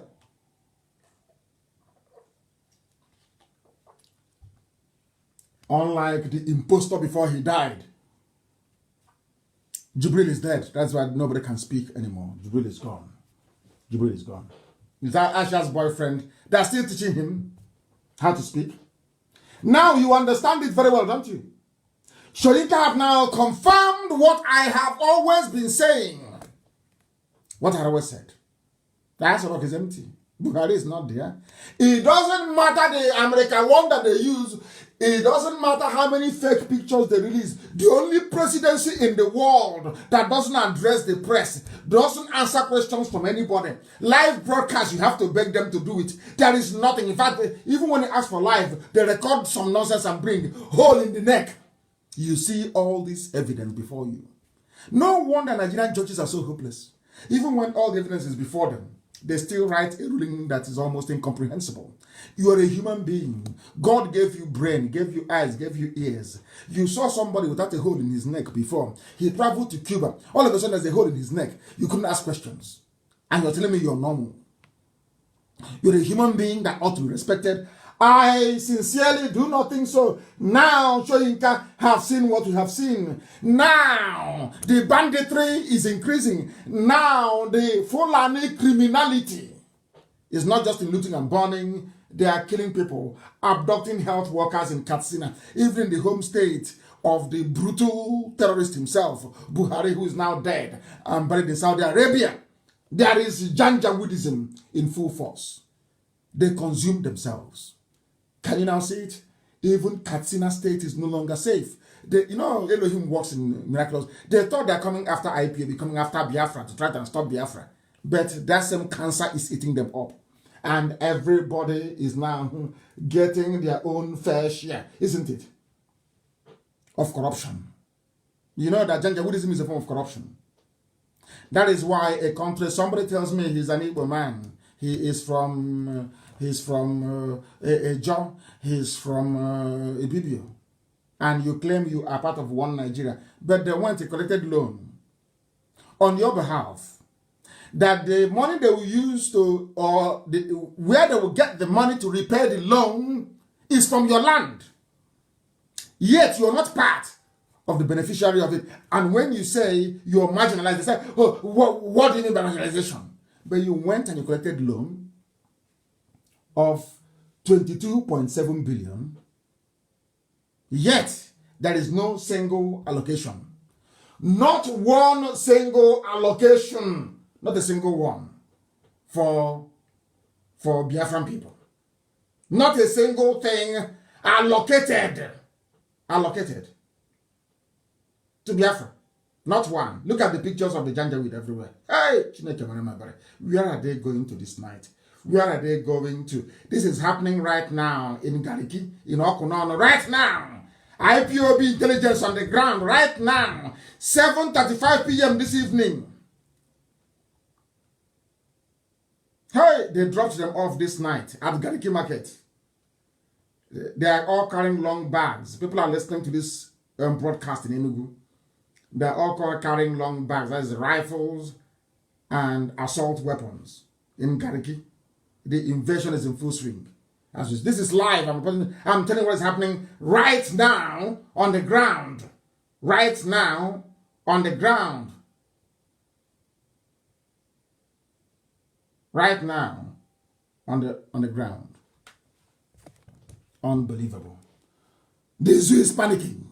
Right now, as I'm on air now, bro, the zoo is in turmoil. If your relative is working in, ask them. Ask them what's happening to Aisha right now. Ask anybody in Asrock you know. She's having seizures.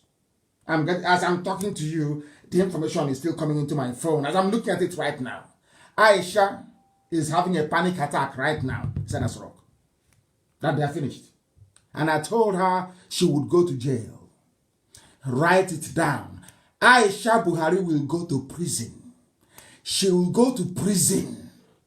This is what they call high crimes. And this is the proper treason. Subversion of the will of the people. The highest crime anybody can commit anywhere in the world. That's what is happening. They think they can get away with it. That means they don't know IPOB now. You don't know who we are. Honestly, you don't know. You have no idea. The people are finished. You don't know how prepared we are. We came prepared, fortified to pursue righteousness because our hands are clean.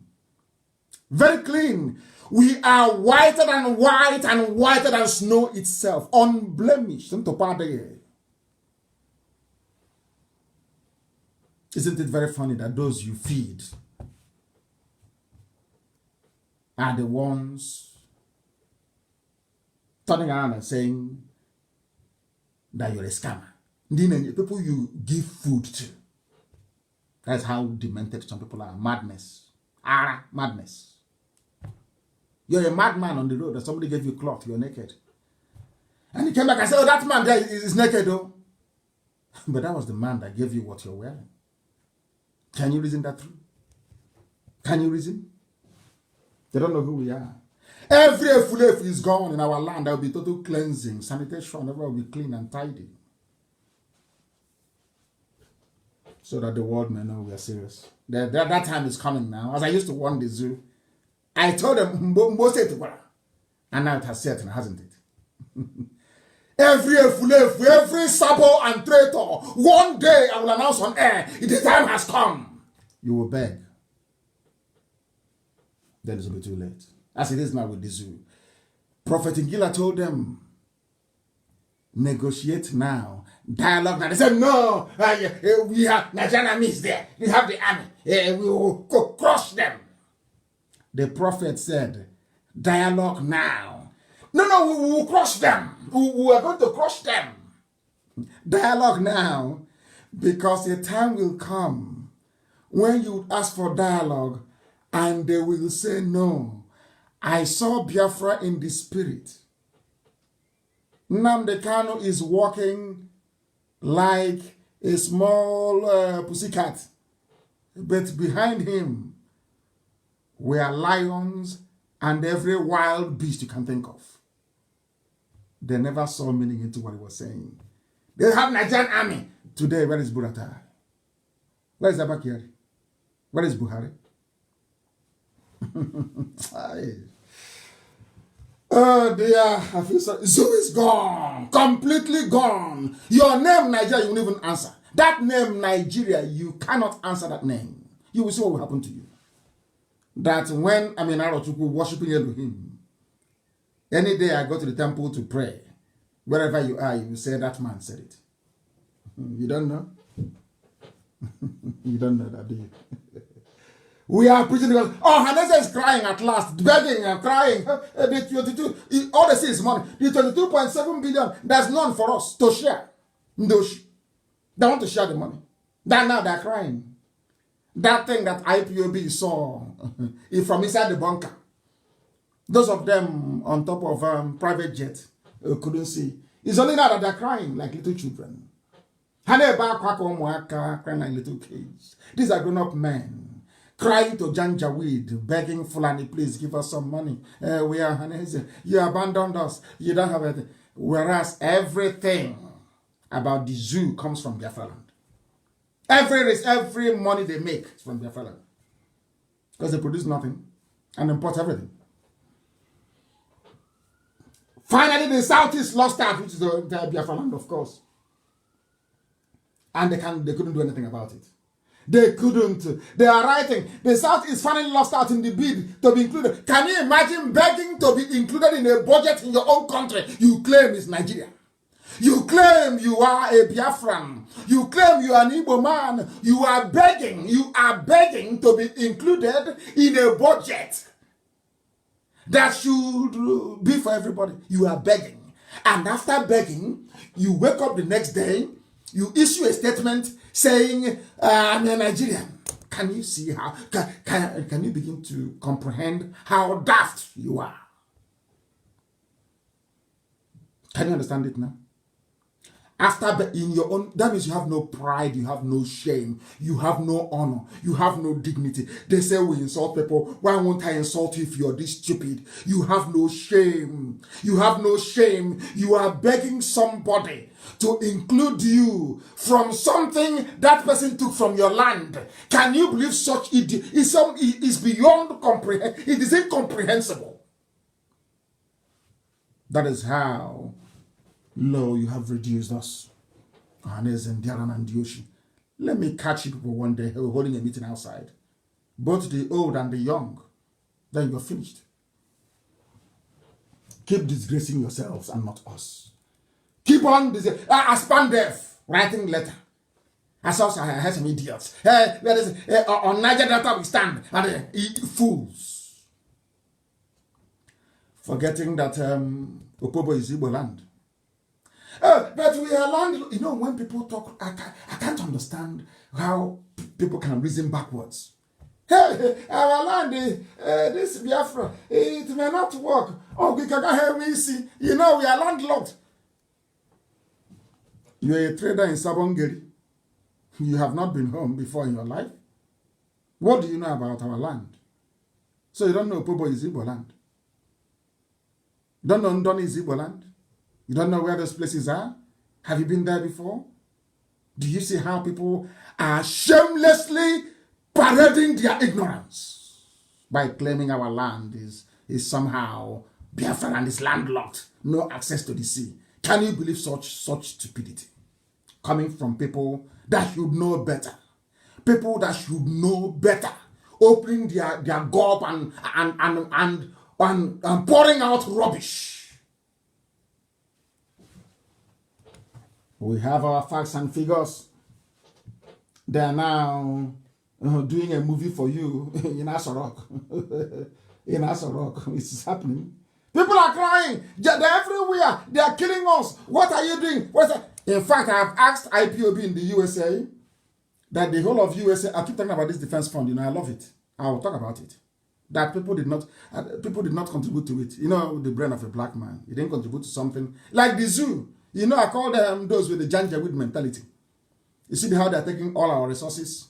They sell our crude oil, sell everything from our land.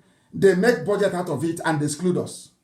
The same mindset that those of them asking for a defense fund are asking. You didn't contribute to it. You don't know what it's all about. You don't know the amount in there. You don't know the total. But you want to know. But every time I will tell about defense fund. Every time I broadcast about defense fund, that we'll keep talking about it. Black people in this UG. I have now instructed IPOB in the USA to return the paltry $2,300 that all Biafrans in America contributed. If they don't take it, I will donate it to a charity in America. Their home is burning. The whole of America, the whole USA, to defend our land. $2,300. You have all these idiots out there with stupid, empty, frivolous, as they say, empty barrels make the most noise. Empty. All these useless names. $2,300. And the fools asking us for a defense fund. They didn't contribute to it.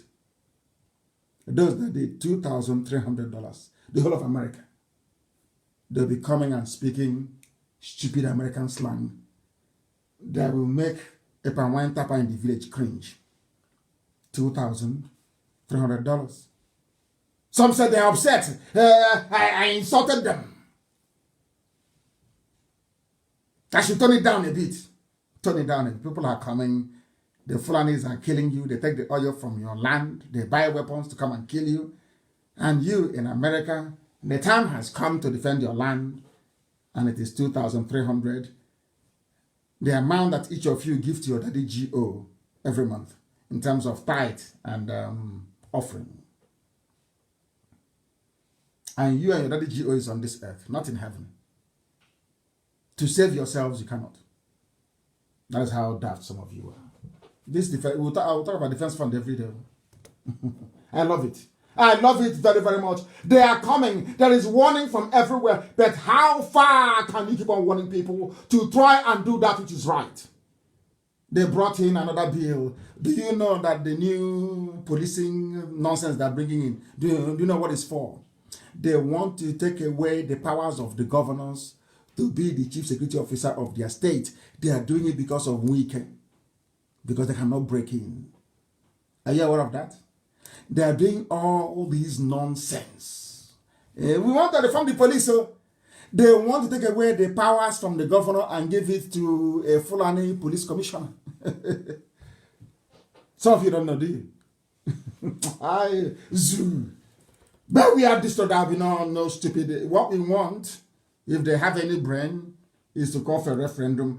I can tell Aisha the process she can adopt.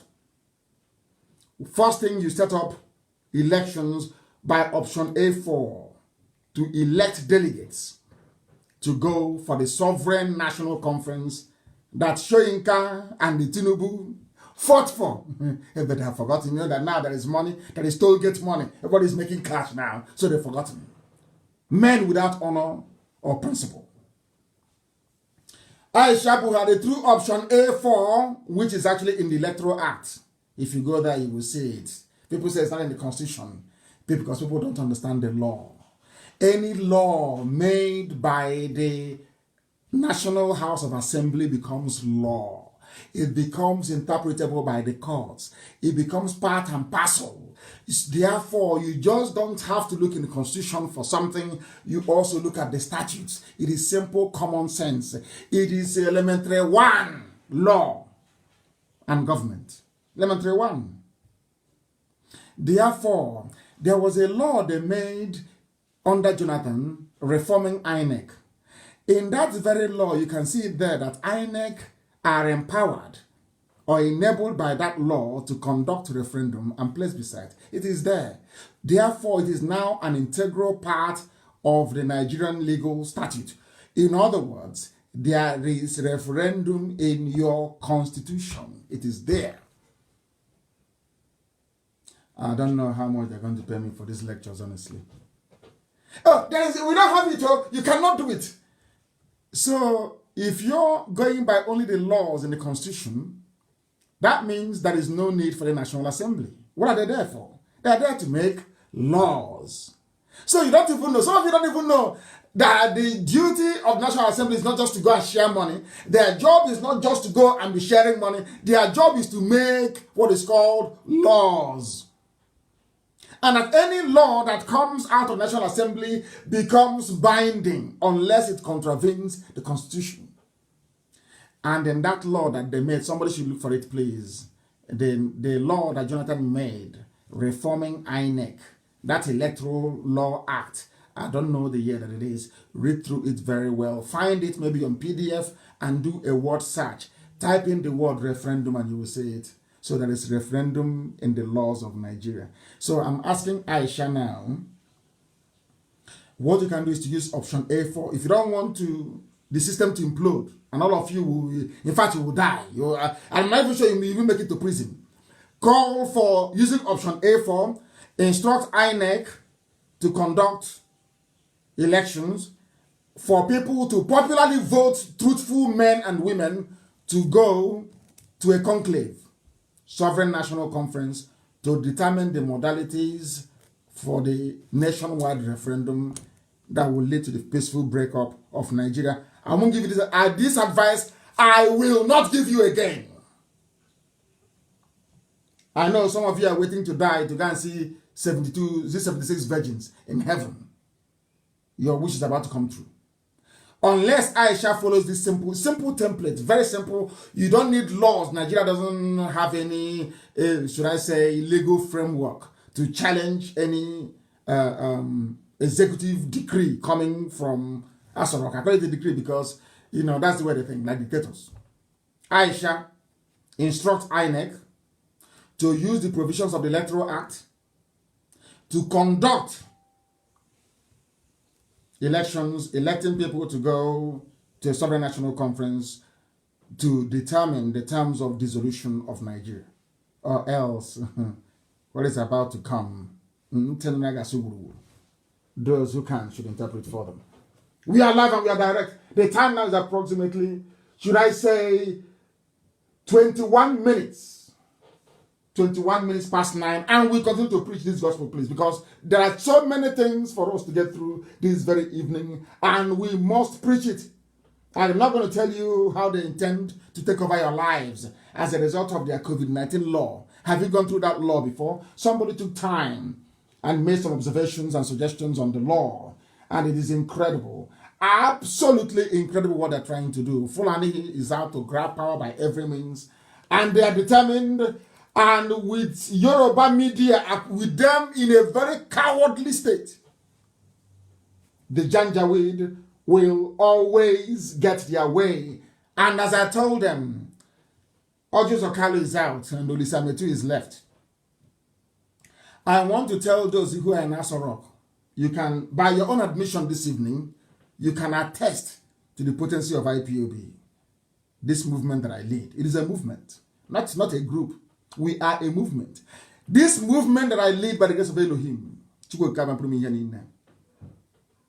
this movement that I lead, according or going by your own admission this evening, we are very, very formidable.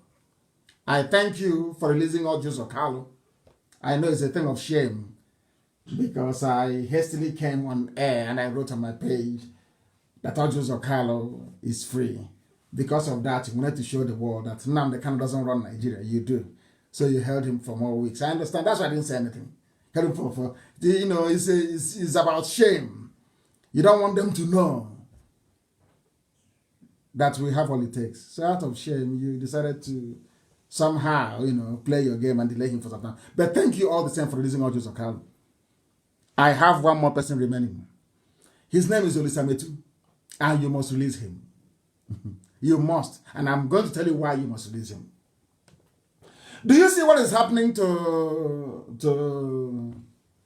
Adewumi Adeshino of Africa Development Bank? That's a child's play compared to what all of you are going to face, including the very mouthy and largely incoherent Issa Funtua. All of you are in a deep mess. You know, they signed an executive order just a few days ago. All of you trying to overthrow Trump, you're wasting your time. He'll still be there for your information because God is in control. You're wasting your time. People are not that stupid. Democrats can bring out everybody on the streets. We are not daft. We know that Trump is a good president for black people only if you have brain. You will understand. If you don't, you just be like before. Obama was there for 8 years. What did he do? How many blacks were killed under Obama? How many blacks were killed? How many lives did Obama destroy in Africa? Obama gave you Buhari. Obama killed Gaddafi. How many? What did he do as a black president in America? People should go and sit down somewhere. Let's continue. My favorite man from the north is Bishop Coker. I like him. He speaks the truth. You know what he said? Nigeria is full of... I am saying this because of Olisametu that you're holding in Kuje prison. I am asking those of you who are responsible, what I call the Fulani legal team. They decide who stays in jail and who comes out. As I told you before, is Magu not missing? Has EFCC been indicting anybody ever since? I'm waiting for him to indict one more person from the south, and he's gone.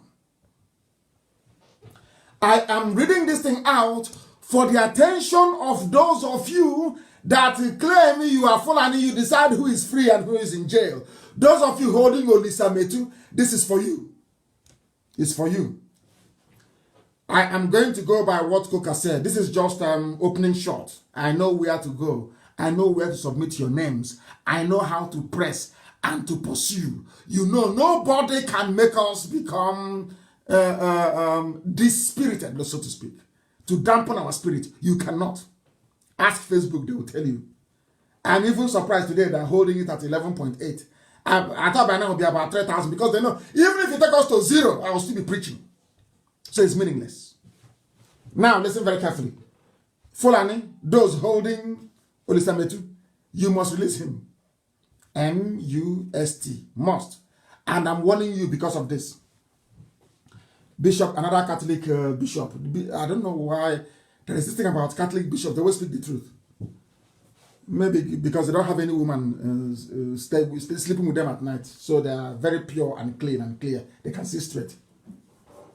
The bishop of the Catholic Diocese of Sokoto, Matthew Hassan Coker, have just said that Nigeria is full of political thieves.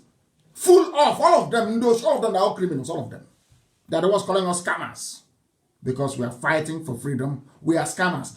Those of them who are stealing they are political leaders. I know every blessed day they buy laptop and they buy mobile phone for those who are hung. You know, black people, children of darkness, to harvest them, to be attacking us, and I love it. Do you know that every publicity is good publicity? Are you aware of that? When you write good thing about IPAB and Nnamdi Kanu, when you write bad, it's all the same. It is called name propagation. So it's good. At least if they don't know us by something good, they'll know us by something bad. And by the time, as some of them are doing tonight, listening to me, they'll say, oh, I never knew he was like this. So, such an upright man. So that is why anything, I welcome everything. People say I love it because it makes our name go very far. And by the time people come closer to us, they will know what we're made of. And then they fall in love with us. That's what happens. That is why we are the largest mass movement in the whole world by now. Martin Coker said they are all thieves, janja weed everywhere, from everywhere, but they are holding Olisametu. Why are you holding Olisametu? I have asked before. The person that stole 13.9 billion meant for Asorok is not in prison. The people that stole all the money from NNPC, they are not in prison. And you know the funniest thing? Who is the petroleum minister, I ask? I am just warning. Aisha, are you listening? Who is the petroleum minister? It was your husband before he died. It was Abba Kyari before he died. Now you, as the de facto president, you are the petroleum minister. Is that correct? Substantive petroleum minister you are. That means that NNPC comes under your remit, under your control. That means that you must have known about all the money missing in NNPC. Chain of command, chain of responsibility and accountability. You are in charge as the president, minister for petroleum.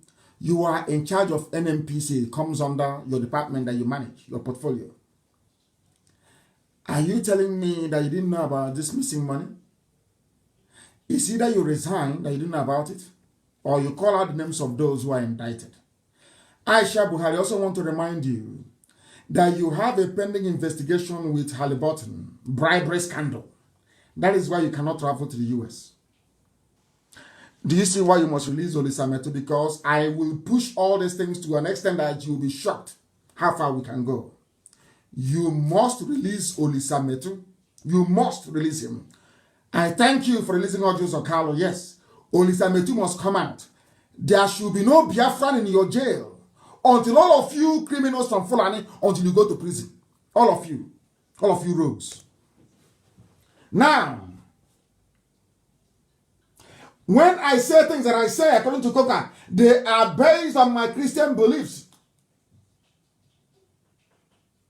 No part of this country has produced the head of state as the North has done. The North is still insisting on holding on to power. This is the Northerners saying this. Yet it lacks the capacity to translate power into meaningful and useful impact on the lives of even its immediate constituency. Big grammar, yes, but I'll tell you. Coca is saying that Fulani always wants power. We want power. They don't know what to do with it, only to loot. That's what a Northerner, that is what a Hausa Christian is telling his Fulani compatriots. Or compatriots, I should say. Are you listening? This is the level of decay and corruption in the zoo called Nigeria, that they loot and they burn ministries. And the man that was given 400 million, that is not up to IPOB budget in a year. Go and calculate it. Every month we spend between $110,000 to $120,000. IPOB we spend. That is why Asorok is shaking. We are paying people to do the work they're supposed to do, because they don't want you to give us money to do it. That is why they call us scammers, they call us thieves, because they want to poison your mind. They are the children of darkness. Once they poison your mind and you stop contributing to IPOB, will stop making the type of impact that led them to issue their press release. Now you understand it. Now you understand it. Coca is saying that they're all criminals.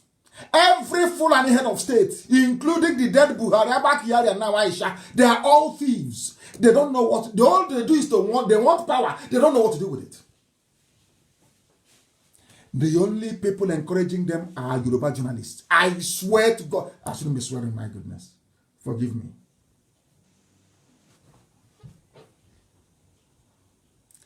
I am telling you right now, Aisha, you see Olisa Metu? Release him, and I'll leave you alone. If you don't release him, every government of the world will receive your dossier. Every government of the world. How much you've stolen, how your son is the fourth richest man in Africa. Every secret you have will expose it. Your 3 boyfriends, you're on your 3rd boyfriend now.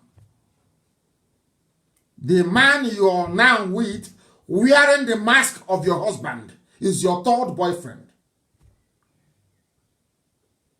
I know all these things. Release Olisa Metu. For me, release him. Release him. Coca said the people are corrupt. You don't know what to do with power. And it is true. Abundantly true. Olisa Metu is in jail.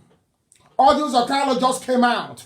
And I want common sense to prevail amongst the zoo people, zoo Nigerians, to understand this very clearly. If you don't release Olisa Metu, I will destroy the image of every frontline house. I wouldn't say houser, please, forgive me. Every Fulani frontline politician will be dismissed. Beyond, even that Saudi Arabia and the UAE you go to, they will stop you from coming in there. Olisa Metu must be released. Must. And why do I say so? Because the news is already international, in case you don't know. Remember, the Senate committee was probing the looting of NNPC funds by Fulani. Fulani, they are now asking, give us loan. Give us loan. China, World Bank, IMF, give us loan. But nobody from IMF asked the Fulani, as the Senate did many years ago. The 2.2 billion. The 2.2 billion that was stolen from NNPC. Who stole this money from NNPC? Fulani. Who is the Minister of Petroleum? Fulani. Who is the chairman of NNPC board? Fulani. Who is the group managing director of NNPC? Fulani. So, if you people are upright as you claim, we are fight corruption. How come this is not anybody? How come your own Senate that you control? How come $2.2 billion is missing? This is just a teaser of what is to come. Don't allow me to open up. I have the doors. I have it. Fulani, you claim Buhari is in power. Petroleum Minister. He's in charge of NNPC. Let me tell you the report by Reuters. Because Trump has just signed, he just signed the executive order a few days ago. And that I am going to write, I will instruct our people, our consultants in Washington. We are going to write to the State Department and to Trump again, reminding him of the amount you stole from NNPC. And we want to know the justification why Fulani will go and steal 2.2 billion illegally withdrawn, illegally withdrawn. And then you have the temerity to ask World Bank for COVID-19 loan. COVID-19 loan. But you stole money. I am asking Fulani, I am asking Aisha, Magu, every Fulani kleptomani. Oh my God.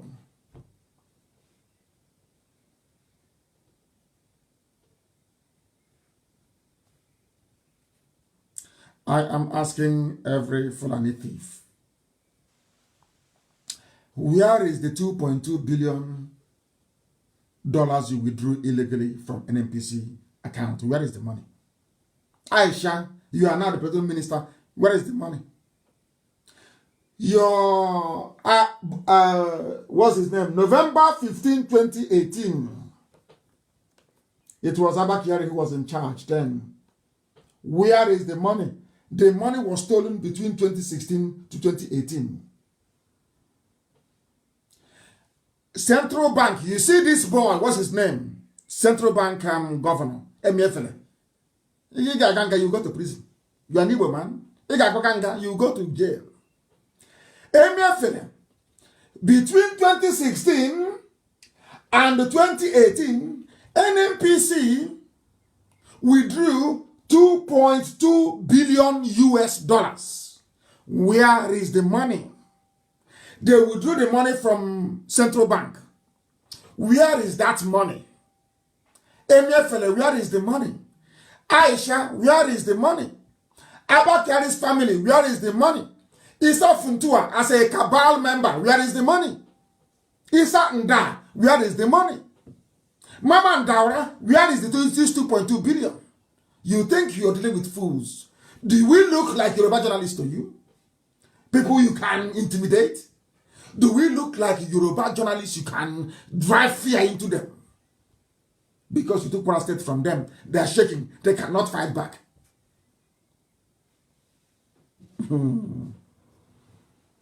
Somebody said the money was used in school feeding. Somebody wrote, what's his name? Who wrote this? His name is Possible Banks. I don't know. That name is a bit funny. He wrote very well. Maybe they used it for school feeding. 2.2 billion. Bring out the calculator. How much did what's his name? How much did Olisametu steal? You claim he stole money. The money that PDP gave him to run a campaign, you claim he stole it because he was the first people to challenge Buhari in 2015. He was writing as an opposition, as he should, against Buhari. He got somebody called Abang to lock him up, to jail him. But your own thieves, they are world leaders, they are elder statesmen. And Olisametu that took money to go and run a campaign is in prison. But you criminals are free, walking up and down with 2.2 billion from NNPC. That is the number one money they stole. Then many more is coming. Many more is coming. Many more is coming. Oh, my goodness. My goodness. I am so happy. Others may keep quiet, but I will not. The law of natural justice demands that Olisametu should be set free. I know it may be hard because many of you may not like the world to know that Nnamdi Kanu is asking for something and you're doing it. Look, I won't talk about it again. No? If you're prepared to bring him out, use whatever style. Let me promise you, I won't talk about it again. Use your style to bring him out. But the moves to bring him out must commence within 14 days. I will try to contact the family and ask them, has the move commenced to free Olisametu? If the answer is no, then it's bye-bye for all of you. You can't travel abroad again. None of you will. I'm just warning you. You think we are joking? Do you seriously think we are joking? You people are the ones stealing money. The same thing you did to Hausa people. You've come to fight corruption, but you're the ones who are corrupt. Fulani are the corrupt ones. You think you people and Tinubu can connive and use Yoruba media, use channels to be destabilizing the lives of people. Claim you're fighting corruption when you people are the ones who are corrupt. How many times have you been to Central Bank to withdraw money from NNPC accounts? Where are the documents? Where did the money go to? You think you're smart. You're fighting corruption. May God, Allah punish all of you.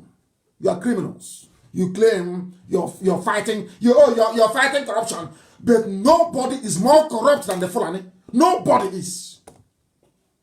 Yoruba is afraid, always fearful. I don't know why they are scared. Scared of who? Yoruba fought Abacha. Where are those of you that fought Abacha to stand still?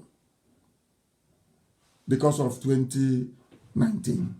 Because of, is it 2019 or is it 2093? I don't know. I wish Dora Akunyili is alive. Some people wrote to remind me today is the 6th year of her passing, and may her soul continue to rest in peace. A brave woman, a fine, beautiful woman. Dr. Dora Akunyili.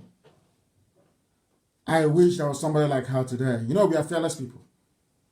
Fearless before our enemies. She was one that stood up and told them that Yaradua is dead. Bring in Jonathan or else the world will hear about it. That's why they killed her. We remember her, she's in our prayers. Always. And her soul will rest in peace.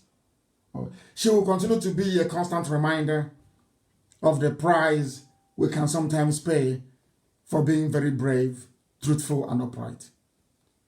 People like her no longer exist in the zoo. No longer exist in the zoo. We shall always remember and honor her. Dora Akunyili, that passed on or was buried 6 years ago today. Remember her. Remember her. Do you see the reason why when I speak, people say you are attacking this group or that group? I don't know, once you're bad, I come after you. That's who you are.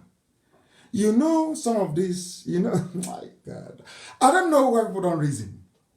There is a man called Tunde Bakari. He was a former Muslim. He's one of the billionaire Yoruba pastors.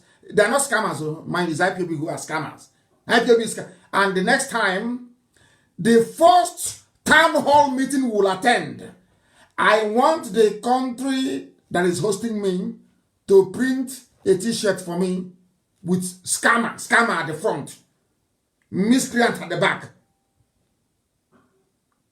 The t-shirt you make for me, I want to see the word scammer at the front of it. I'll wear it. Number 1 scammer written on it.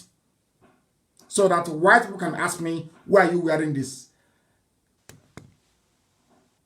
To give me an opportunity to explain to them how stupid black people are, how they reason. This Tunde Bakare, he said, Buhari should not be blamed for insecurity. He's a Yoruba pastor. What do you expect? He was a former Muslim. And now he's a born-again miracle worker. And some of you idiots go to his church, not you. Some of you fools, idiots to the core. Some of you hopeless fools, you go to this. Oh, my children are listening. I would have called him names, honestly.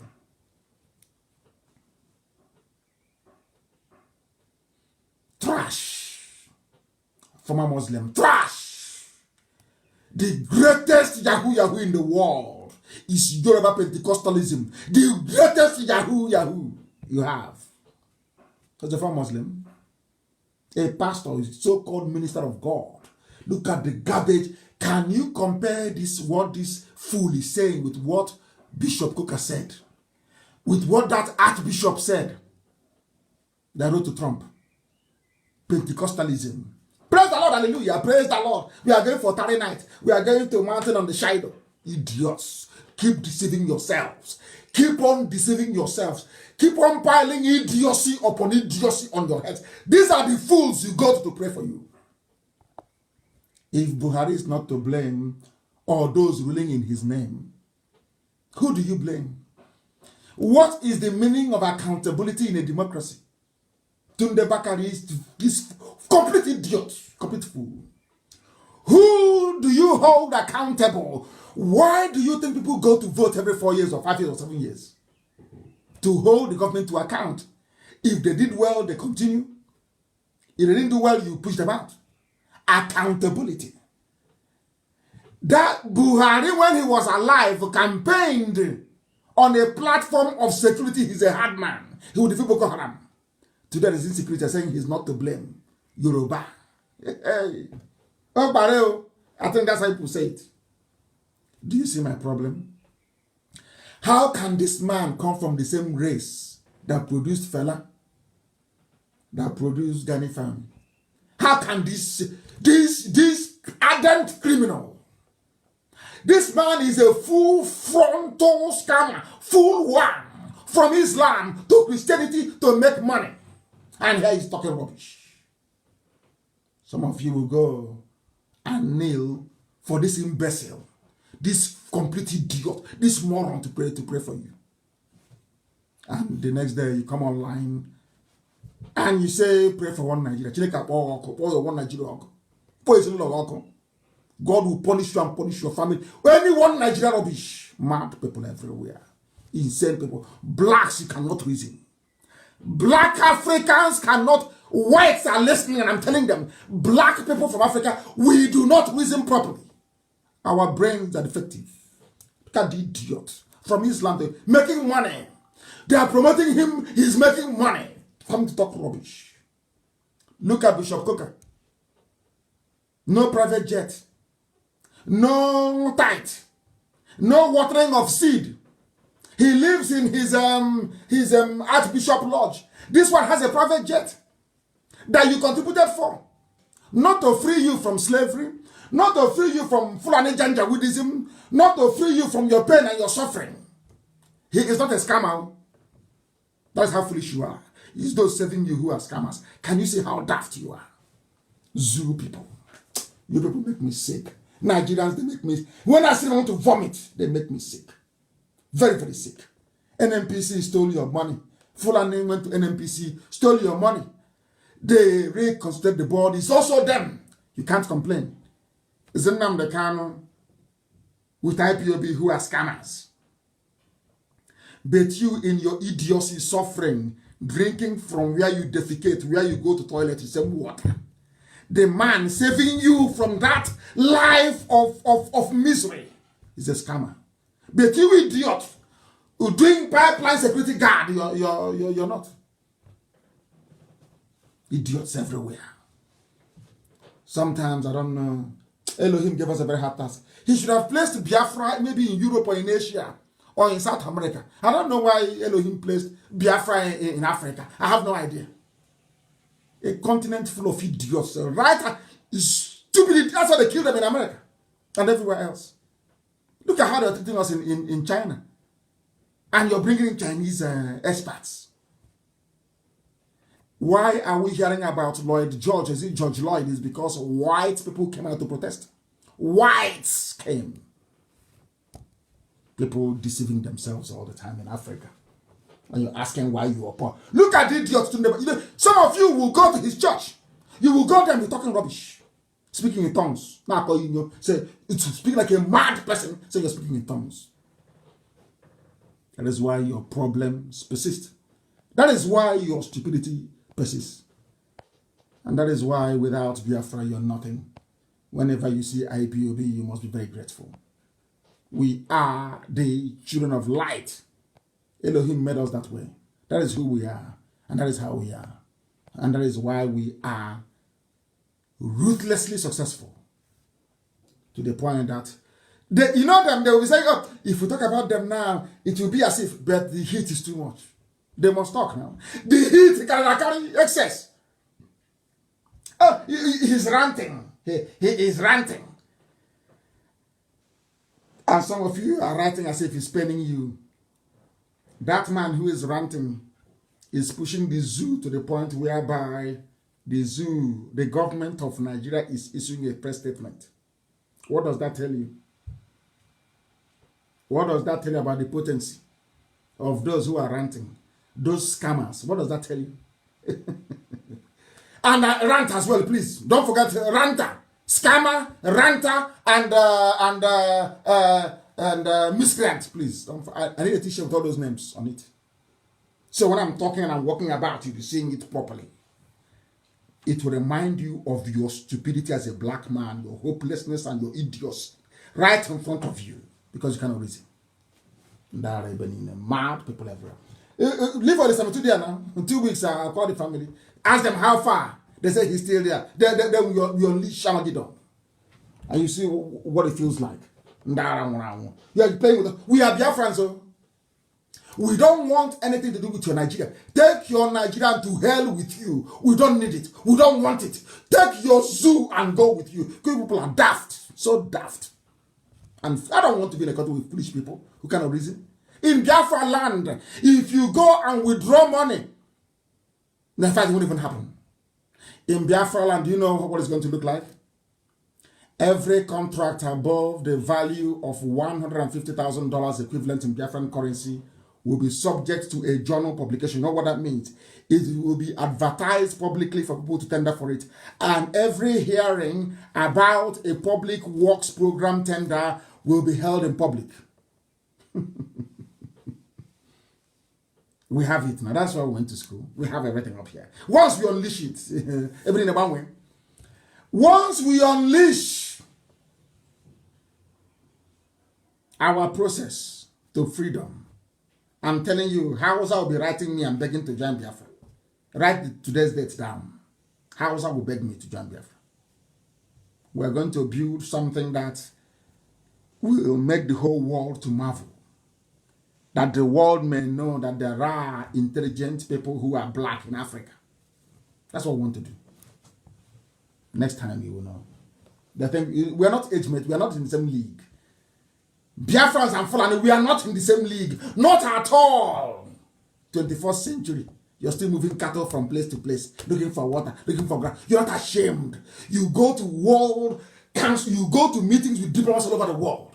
You are all unashamedly. You see that I said, it's a clash between farmers. We are our migratory route from 1904. You're not ashamed of yourself.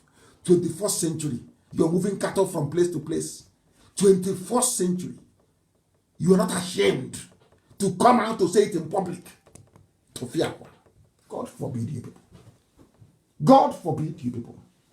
Release all this army too, or else there be no peace for the wicked.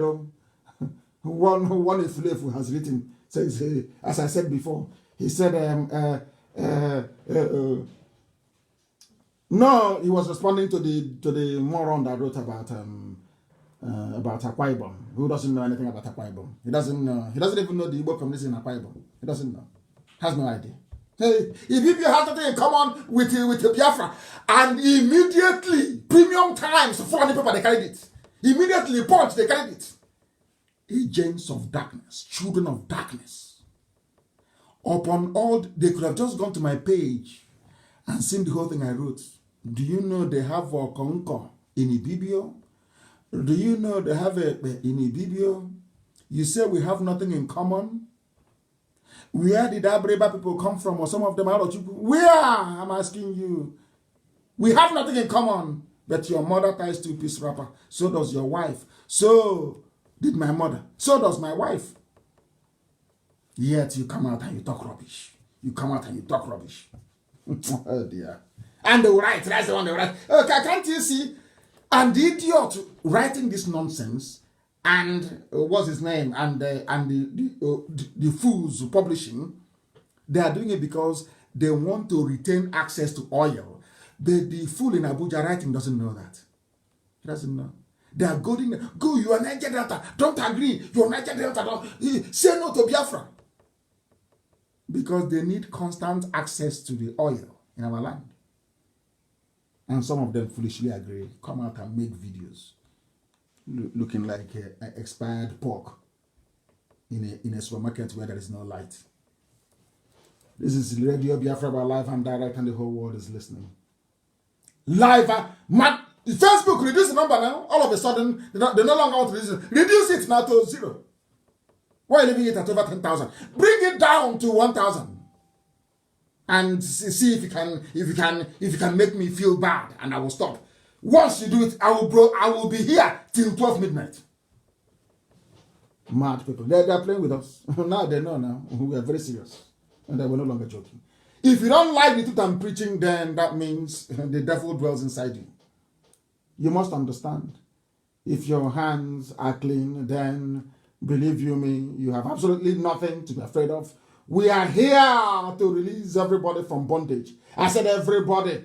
Even some Fulani, we are here to save everybody. Everybody. We are not leaving anyone behind. Everyone must be free. Kanuri, you will be free. Bachama, you will be free. Juku, everybody will be free. You decide what you want to do. If you want to go and become a country with people from Kanu, you vote, you go and join them. After all, Alaska is in Canada, very close to Russia, but they're part of USA. Why can't people understand? Yoruba, be on your own. If you want to form an alliance with the people from Adamawa, you form with let people decide. Let the people. That is the essence of democracy. Allow the people to decide. That's all. We are actually the true Democrats, not those people talking rubbish from everywhere, talking nonsense from everywhere. We are live and we are direct, and the whole world is, of course, listening to us. And beware of those that come to you to ask you to make peace with the Janjaweed. Beware. Beware. Please beware. You know, if you fail to learn from history, then you're finished. What some of you are suggesting and writing to me about, the Yorubas tried it, and they failed, and their land was conquered. I've told you that before. Very, very important. You go back to history and understand what a minority of you are pleading for to happen. Every time they tell you, let's move Nigeria forward, let's move it forward, they open their borders in the north. Fighters are coming in, killers are coming in, to the extent that they can no longer hold it.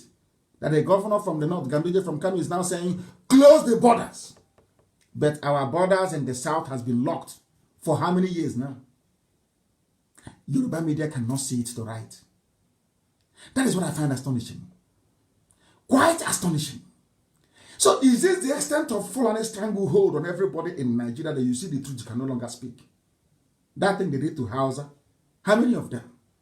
They managed to do to all of you. People driving cattle from place to place. The Nachinama.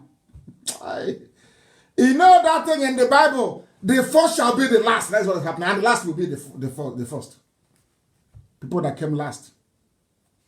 Recent migrants, less than 200 years old. Look at what they're doing to all of you. And you're falling apart, all of you. There was something I came across. Some of you may have seen it before. That is what I'm going to close the program with today. Because we've almost been on air now for 3 hours. How black people behave. Black and white. And I want to let the whole world know what they do, the way they defeat us. Because we are foolish. I want to show you. Listen very carefully, please. Listen. I've heard of this, but black people seem to really struggle with this one. You just don't seem to get it. Listen. You would rather fight against each other instead of your enemies. Listen. A white cartoon, is a white man saying, blacks would rather fight against each other than fight their enemies. Yorubas are suffering. People from the Middle Belt, they are suffering. Everyone is suffering. But they are busy fighting IPOB, trying to save all of them, than to fight the real enemy, which is Fulani Janjaweedism. What, even in America, they know. I want to tell you the brain of a black person. That is why if you come to IPOB with the brain of a useless African man, by the time we finish on you, you start listening like a human being. We sanitize and cleanse your brain. Listen. This is bad business and you will never get true freedom doing things this way. You can't get freedom, Instead, do what we did to gain power. We divided and conquered entire countries based on their differences. They divide, they conquer you based on the difference. When somebody comes to you and says, oh, you are Niger Delta, you're not Biafran, they are trying to divide you to conquer you. When they say the video has something to do with Igbo, they are trying to divide you to conquer you. When they say a Jaw has something in common, a Jaw, you must be free, we are a Jaw, we are a son, we stand on our own, they want to divide you and conquer you. They did the same thing to Ogoni. They told Cancer, where you are different, you can do it, you are not Igbo. Once they isolated him, they killed him. If you cannot learn from history, who can you learn from? While holding true to our similarities. I am white. They hold, this is the template of the Fulani. They hold closely those they are tied with. That's why they used to call themselves Hausa Fulani until we broke that nonsense. And tell them you're Fulani, you're different from Hausa. Hausa people are good people. Fulani, you are not. Did you hear what the white man said? We hold on to what makes us similar, but we accentuate what divides you. And that is what IPOB is battling. We want to stop them from dividing us, because together we are stronger, together we are one. Not that one may rule over the other, no. We go back to the mosaic structure we had before. Be on your own, take care of your land and the resources within it. That is all. Who can argue with that? Only fools. But fortunately for us, we are IPOB and we are not. And I must thank you very much this very evening for having listened to this very 3-hour edition of Radio Biafra. I will call it special program. I thank all of you for listening this very evening. And also, maybe those at Facebook this evening, maybe they're sleeping. maybe they're not Yorubas, they're sleeping. I must proclaim unequivocally, without fear nor favor, and assuredly, as one who worships the Most High, that Biafra is our religion. Even our enemies know it. Our enemies, they know this as well. And here on Radio Biafra is where we worship, because Elohim Chukwu Okike Abịama pụrụ m ihe niile is our God. And from me, from here, with all the love in my heart, to all of you, both friends and foes alike, I say good evening.